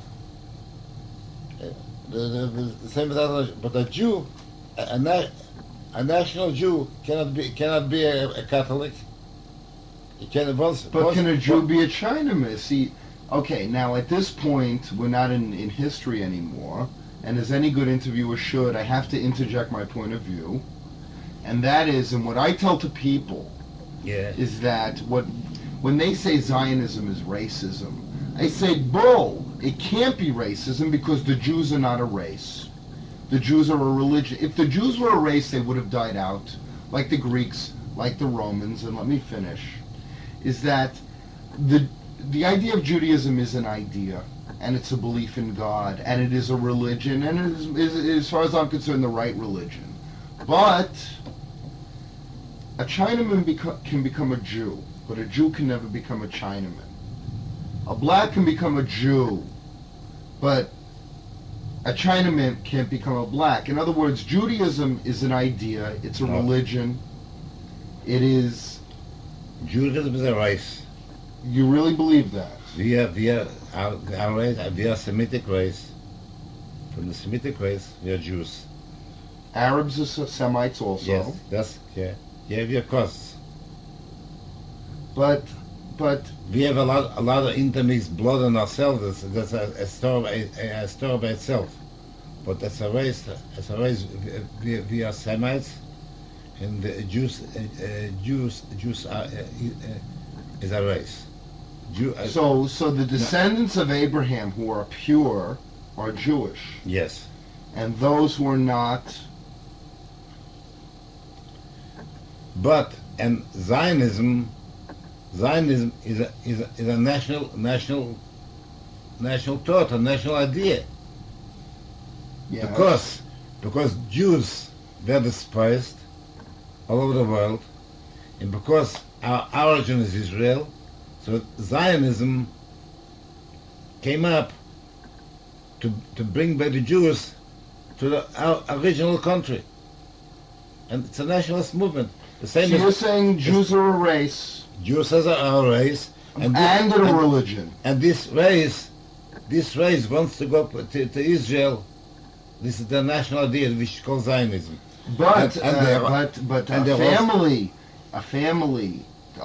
3 generations ago, Yeah. a person converts to Judaism, Yeah. and his son is What- brought up Jewish, and once- their son is brought up Jewish. Once Are they that- Jewish? Yes. Once they adopt the Jewish religion, is Jewish. So, but how can it be a race if a Chinaman becomes a Jew, and his son is a Jew, and his son is a Jew? Is he a Jew? Yes. So it is not a Because race He because accepts can you become black? the fatherhood of Abraham So Jacob. then if it is a mental idea, a religious idea, a feeling, something inside in the spirit, then it is not. A race has Our- physical characteristics. Our religion is a national religion. It may be a Well, national well- religion, but it's not a race. Because you cannot become black, but a black can become a Jew, right? You cannot become Chinese, but a Chinese person can become a Jew, Yes. right? So it's an idea in mind. It has nothing to do with the color of your skin or your genes. No, you're right. It has not to do So then it is really Zeta. Maybe you're thinking maybe it's semantics at this point, but it is a religion. It is a belief in God. It is a feeling. It is it's idea. It's a religion. So then it can't really be a race. It can be a nationality. But can it be a race? It's also a race. Is there a German race as opposed to the French race or the British race? I would say yes. No, but it's a nationality because The genetically, the characteristically, Germans look different than the French. do the Germans look different than the Austrians? Austria is a political entity. And Germany is not? No. Germany is a race. Well, that's what Hitler would have said. Hitler would have said Austria is part of Germany because Because they're it's the German. same. Then you agree with that? Same culture. Same culture, and But, Bavaria but- and Czechoslovakia. Germany consists of a lot of Germanic tribes. It's true, but characteristically, Europe is, an Italian European may have a cultural tradition to speak Italy consists of Italian, many Italian but provinces. characteristically, the skin is no different than Greek. You tell me the Italians and the Greeks are the same, are a different race? It's really, is it No. not? Is it not No, a nationality? So they're not a different race. So if the Germans and the Austrians are a different race, but the Greeks and the Italians are not. You see what I'm saying? Is that Judaism transcends race, does it not? Doesn't look, if you were God and you said, Is this being reported? this being recorded, what are you afraid? No. I'm not afraid. Look, if you were God and you said there is one right religion, would you exclude the whole world from it without even ever a chance of joining that religion? No religion excludes another I didn't religion. understand your question. Okay. Let's say, this goes into a whole deeper thing. Why did God make Jews the chosen people? Why isn't the whole world Jewish? Do you have an idea on why the whole world isn't Jewish? If you were God, wouldn't it be nice if the whole world believed in one religion? The whole world believed in one religion and there was no persecution. Why did God make it different than that?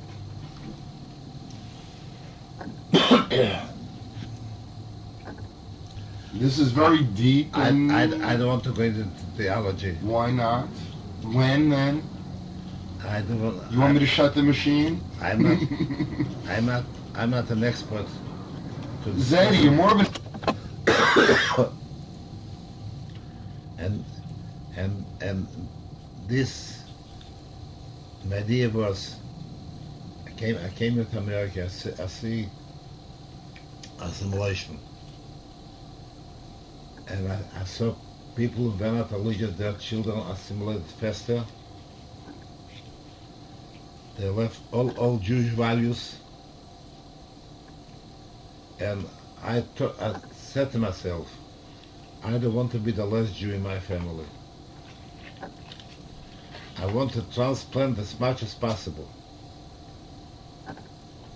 Jewish values and Jewish knowledge to my children.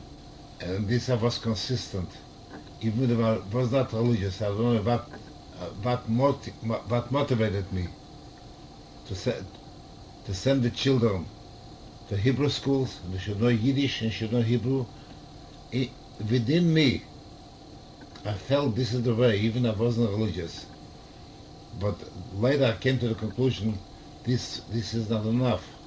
Of course, I got only one side of the coin. I got both sides of the coin, nationalism plus religion.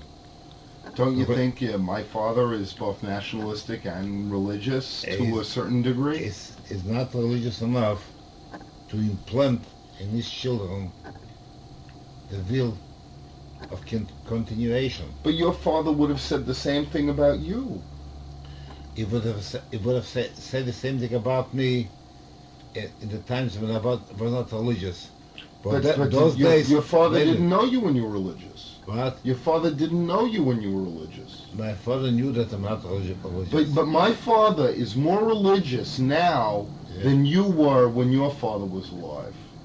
Isn't that true? Yes. So how can you say that he's not religious enough?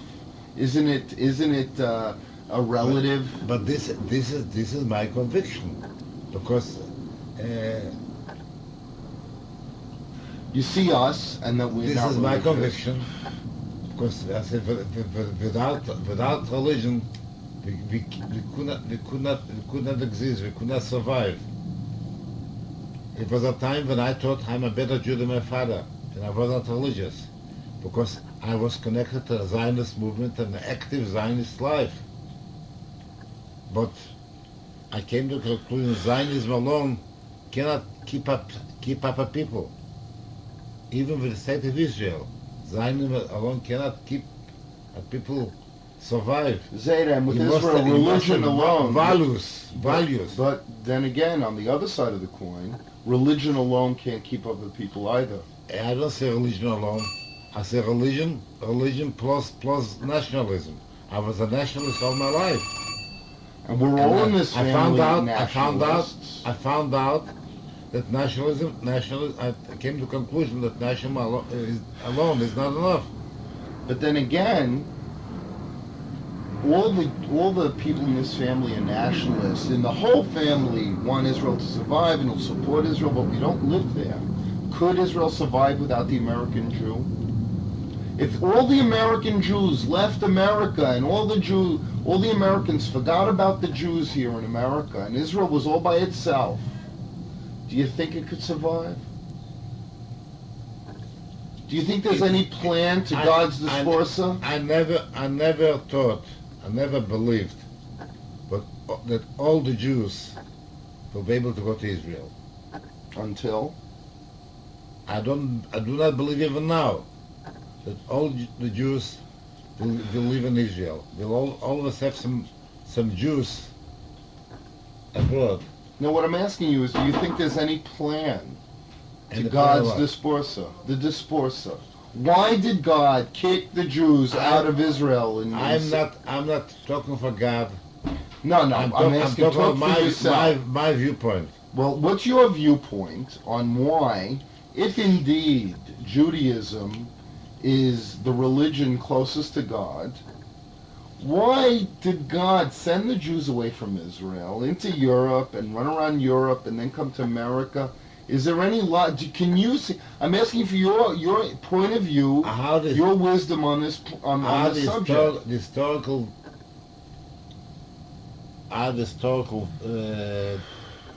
developments went. I cannot give full interpretation. But you must have thought about these things. Some very religious people will say, because the Jews sinned and they were persecuted, and they were driven out of the country. The second temple was destroyed because there was too much hatred between brothers and brothers. Politics in the world have a lot to say. There were strong empires. We were a small country, and we were oppressed and conquered. It was always that way, though. From the time of Abraham, it was always politics involved. Other countries, other nations, small nations assimilated and they disappeared. Do you see? We had a strong will not to disappear. Okay, but do you see any logic behind the why? The why I cannot answer. I know you cannot answer. I will not give a theological answer. I'm not asking because I'm not fully convinced. Not fully convinced that the theological answer, because they sinned, because there was hatred. That's why they disappeared. Didn't other people sin? Didn't the pagans sin? Didn't the Romans sin? Didn't the Egyptians sin? We were God's people. So we were treated on a higher level. But I still say I cannot accept these answers. The answer is because we were weaker, and they conquered, and we were dispersed. Do you see that at all? God had a hand in this. If indeed God had a hand, I cannot answer the question why. Now, if indeed, let me ask you this.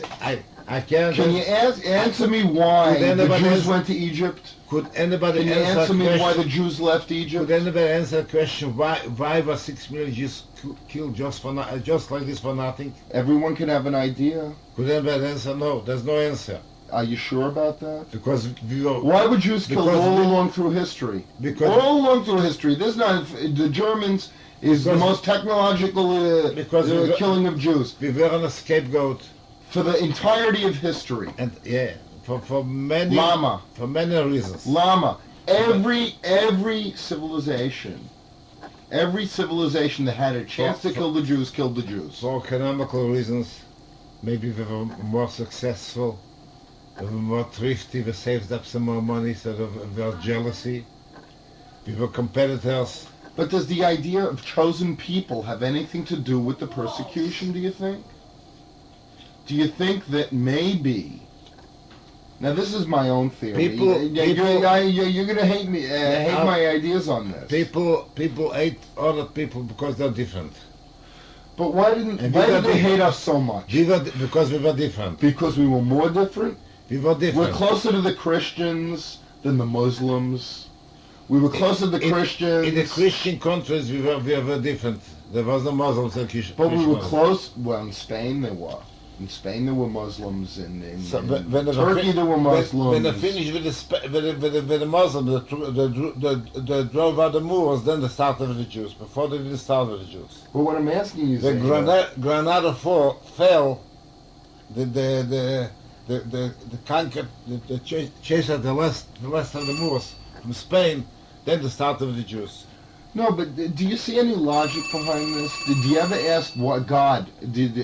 It's a very serious question. You may not want to answer it, but at the time of the Holocaust, is there any time where you could say, how could there be a God to allow this to happen? You could ask that question. Is there any logic behind it? You have no answer for that question. No answer. No answer. Do you ever think about it? I think about it, and it hurts. It hurts me from the inside. Why I can't get an answer? Well, there's no answer. But you're an intelligent man. You're a man who is obviously very close to God. You believe in God. I'm not close to God. I don't pretend to be a priest of God, a messenger of God. In Judaism, do you need a priest to be close to God? You don't need a priest to be close to God. I'm not a messenger of God. I'm just a simple person, and I'm trying to find the answers, and I cannot find the answer. Now, let me ask you a biblical question. Yet I'm a Jew. I feel my people is a better people than any other people. We don't have murderers. We cannot go out murder somebody just for the sake of murdering. We cannot do it. Let me ask you a biblical Germans question. did it, Poles did it, the Russians did it, and many other people did it. Look, you know the Bible better than anyone I know. Why would God send the serpent down to tempt Eve? Why?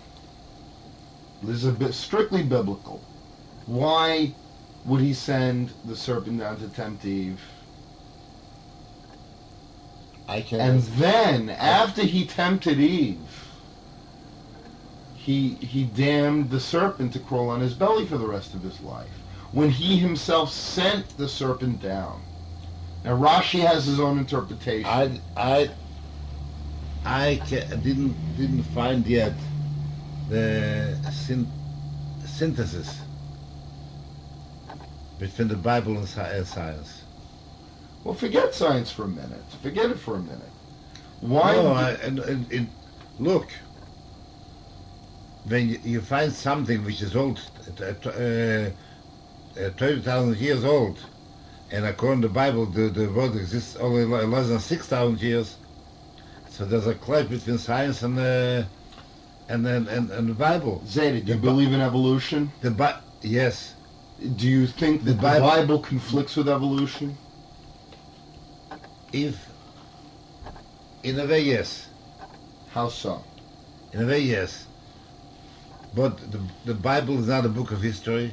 No, wait. The Bible is not a book of science. How does the Bible conflict with evolution? Because I don't believe that it does. Because in the 6 days that the world was, 7 days the world was created, it happened in the same order as evolution, didn't it? Yes. So then how does it conflict? Because it's one day. What is a day in the Bible? There's a question. What is a day? A day, but a day could be you're 100,000 years. Exactly. So you have all the fundamentalist Christians saying a day is a day, a day is a day, and it couldn't happen. But a smart man, a man who knows that the Bible was not written. You'll speak to a man, to another Jew, he said a day is a day also. 6 days are 6 days. But look. You're an intelligent man, and we know that when the 5 books of Moses were written, that they were not written for the most intelligent people around. They were written for the nomads, the Jewish slaves who left Egypt. Would you write things that the Jewish slaves couldn't understand? Now, wait a minute. At the same time, the Bible is the most valuable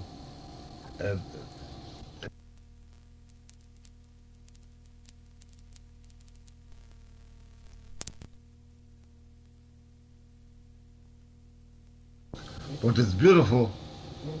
It's beautiful. It's not history? The 5 books of Moses are not history? No, it's not history. So the Jews didn't leave Egypt when it said that the Jews left Egypt? Or? It's not a history book. You have history in there, but it's not a history book. Well, it's more than history. But if it said that... It's theology plus history plus many other things. Plus more than we can understand, right? Many other things. But let me ask, so if, as far as the world being created, I see no problem with evolution and the world being created, because you know that if God said a day in the book, it doesn't necessarily mean a day as far as our day is concerned, because there are people that at that time had to hear stories. They had to hear mythology in those days to understand it. Now, when God said that Jonah was swallowed by a big fish, he didn't mean a big fish. He meant a whale, but the people then wouldn't have understood a whale. So he said a big fish. At the same time, some legends were incorporated into the Bible. And what do you think are more legend than fact? I'm not going to start pointing at this one by one. Okay, let's get back to Adam and Eve. And Adam and Eve is obviously a legend, because I mean it's so incredible. People wanted to understand our creation was, and so they thought that the first people lived so good, very good. It was in the Garden of Eden. And why do we suffer so much? Because of the sin of Adam, which is that we always, even I As when I was young, I had a piece of bread with sugar, was delicious, was good. Now, I wouldn't like it. Then I liked it because I always looked backwards, and his back was very good. So, but if this legend did happen in some part, God did send evil down to tempt man, to give man a choice, no? Right. Now, what is the difference between the snake and the Hitler? What is the difference between sending a snake down to tempt half of mankind at that time, than in 1939 or 1936 or 34 to tempt half of mankind The murder. to murder? Why can God introduce evil in the Bible, but he cannot introduce it now? And now look, again, I tell you, I don't want to go into theology. Well, look, Zayd, I'm And never then going to ask you. Well, when are you going to tell me? I'm not a special in theology. And you didn't want to really talk about theology that much, but as far as the state of the Jewish people, do you see any connection between the creation of Israel and the Holocaust?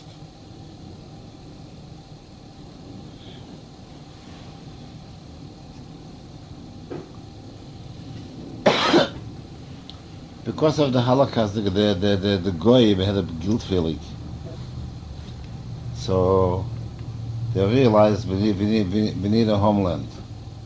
And do you think God had anything to But do with that? they didn't create Zionism. No, of course they didn't create Zionism, but do you think God had a hand in that? I should say yes. So do you think God can create evil so that good can come out of it? Yes. So if God indeed gave man free will through the snake, could he not give the state of Israel through the Holocaust? Could you not? Could he not?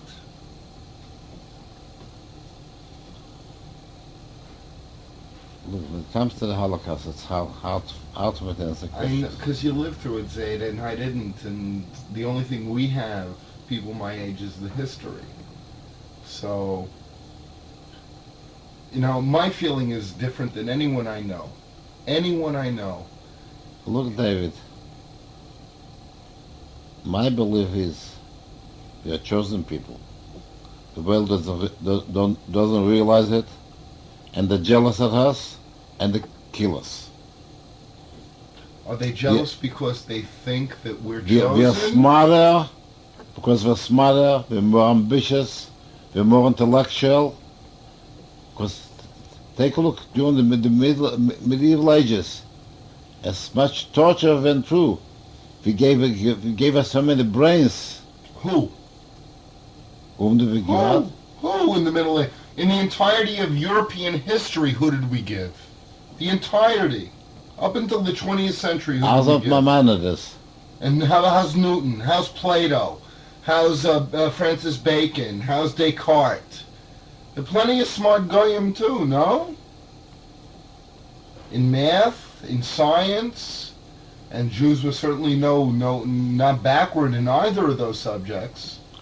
But We were oppressed. Look all the people we gave it in the 19th century. who? All the big writers in Germany. Like Goethe? Goethe was not a Jew. I know. Heine. The Wasserman. Yeah, but what about Nietzsche? What about Kant? What about Wittgenstein? What about... They lived on the normal conditions, the good conditions. No, I'm not We were saying they oppressed. didn't. I'm not saying they didn't, Zeta. We were oppressed. I know, Zeta. I know. And yes, we And what but- about composers, musical composers? well, you could take Till Mahler, there were you- no Jews. you took I said my Maimonides and the Ramban and Rashi and Only yeah. when it came to Judaism, when it came to the real physical world, when it came to things other than No, Judaism. we were intellectuals. We want to... But look, Zeta, I'm only playing devil's advocate. Right Spinoza, and even Marx. and no. Now you're getting into Marx and Freud, of course. Yes. Einstein, of course. Yes. Now we're in the 20th century. We're not Yeah. oppressed anymore. But We still were oppressed in the 19th when it came century. to philosophy, and I Yeah. love philosophy. Yeah.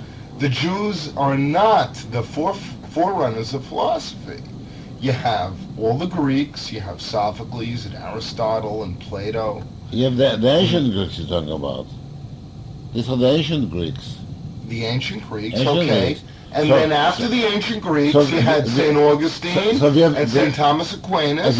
you talk about the ancient Greeks, so we have the Bible. We have Isaiah, Jeremiah. I agree with you 100%. I agree with you 100%. But all those people only pertain to Judaism. They had no use for the outside world. Only No. pertain to Judaism. No.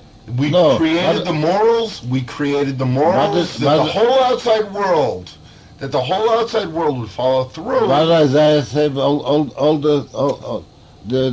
the people that break the swords, they make... And beat them into Yeah, plowshares. yeah. You know, I agree with you. The Bible is the moral pillar of the world. So we give morality to the world. But in between the Bible, but that was 5,000 BC. No, 3,000 BC, 3,000. 3,000. Okay, but in between 3,000 BC and the 20th century, there was precious little. Think about it. In between the Bible and, We had great philosophers in Spain. but only in the percentage of our population. Say 1 out of the 20 great philosophers in the Middle Ages were Jewish. Now look, take people like the Polish people. Okay. There were 20 million and Jews, when Jews were only 50 million. Yeah. How many people did they give it, big people? Well, they had Copernicus. Copernicus and Chopin. Well, Copernicus is a big deal. Yeah, and Chopin. Copernicus, Yeah. you know. Name a great Jewish scientist before Einstein. There are none. Zero. Not one. Not one. Now, of course, we were persecuted, and I don't want to sound like I'm an inquisitor, but we see the problem, I think, is that before the Jews were accepted into the world community, all the Jews thought about was Judaism. You see what I'm saying? The philosophers in the Talmud created law that we study now. We study now the law. Albert Spinoza, he lived in the 17th century. In the world of philosophy, Spinoza is a wonderful philosopher, but in the history of philosophy, he is not really regarded as one of the great philosophers. Now, I studied philosophy, and there's a reason for that, but when it comes to philosophy, the ancient Greeks took a great deal. Okay, you're ready to go. But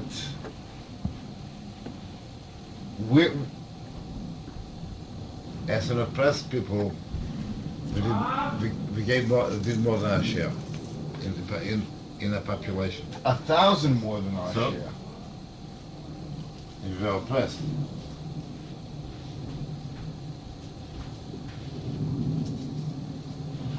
Okay, it was very nice discussing with you.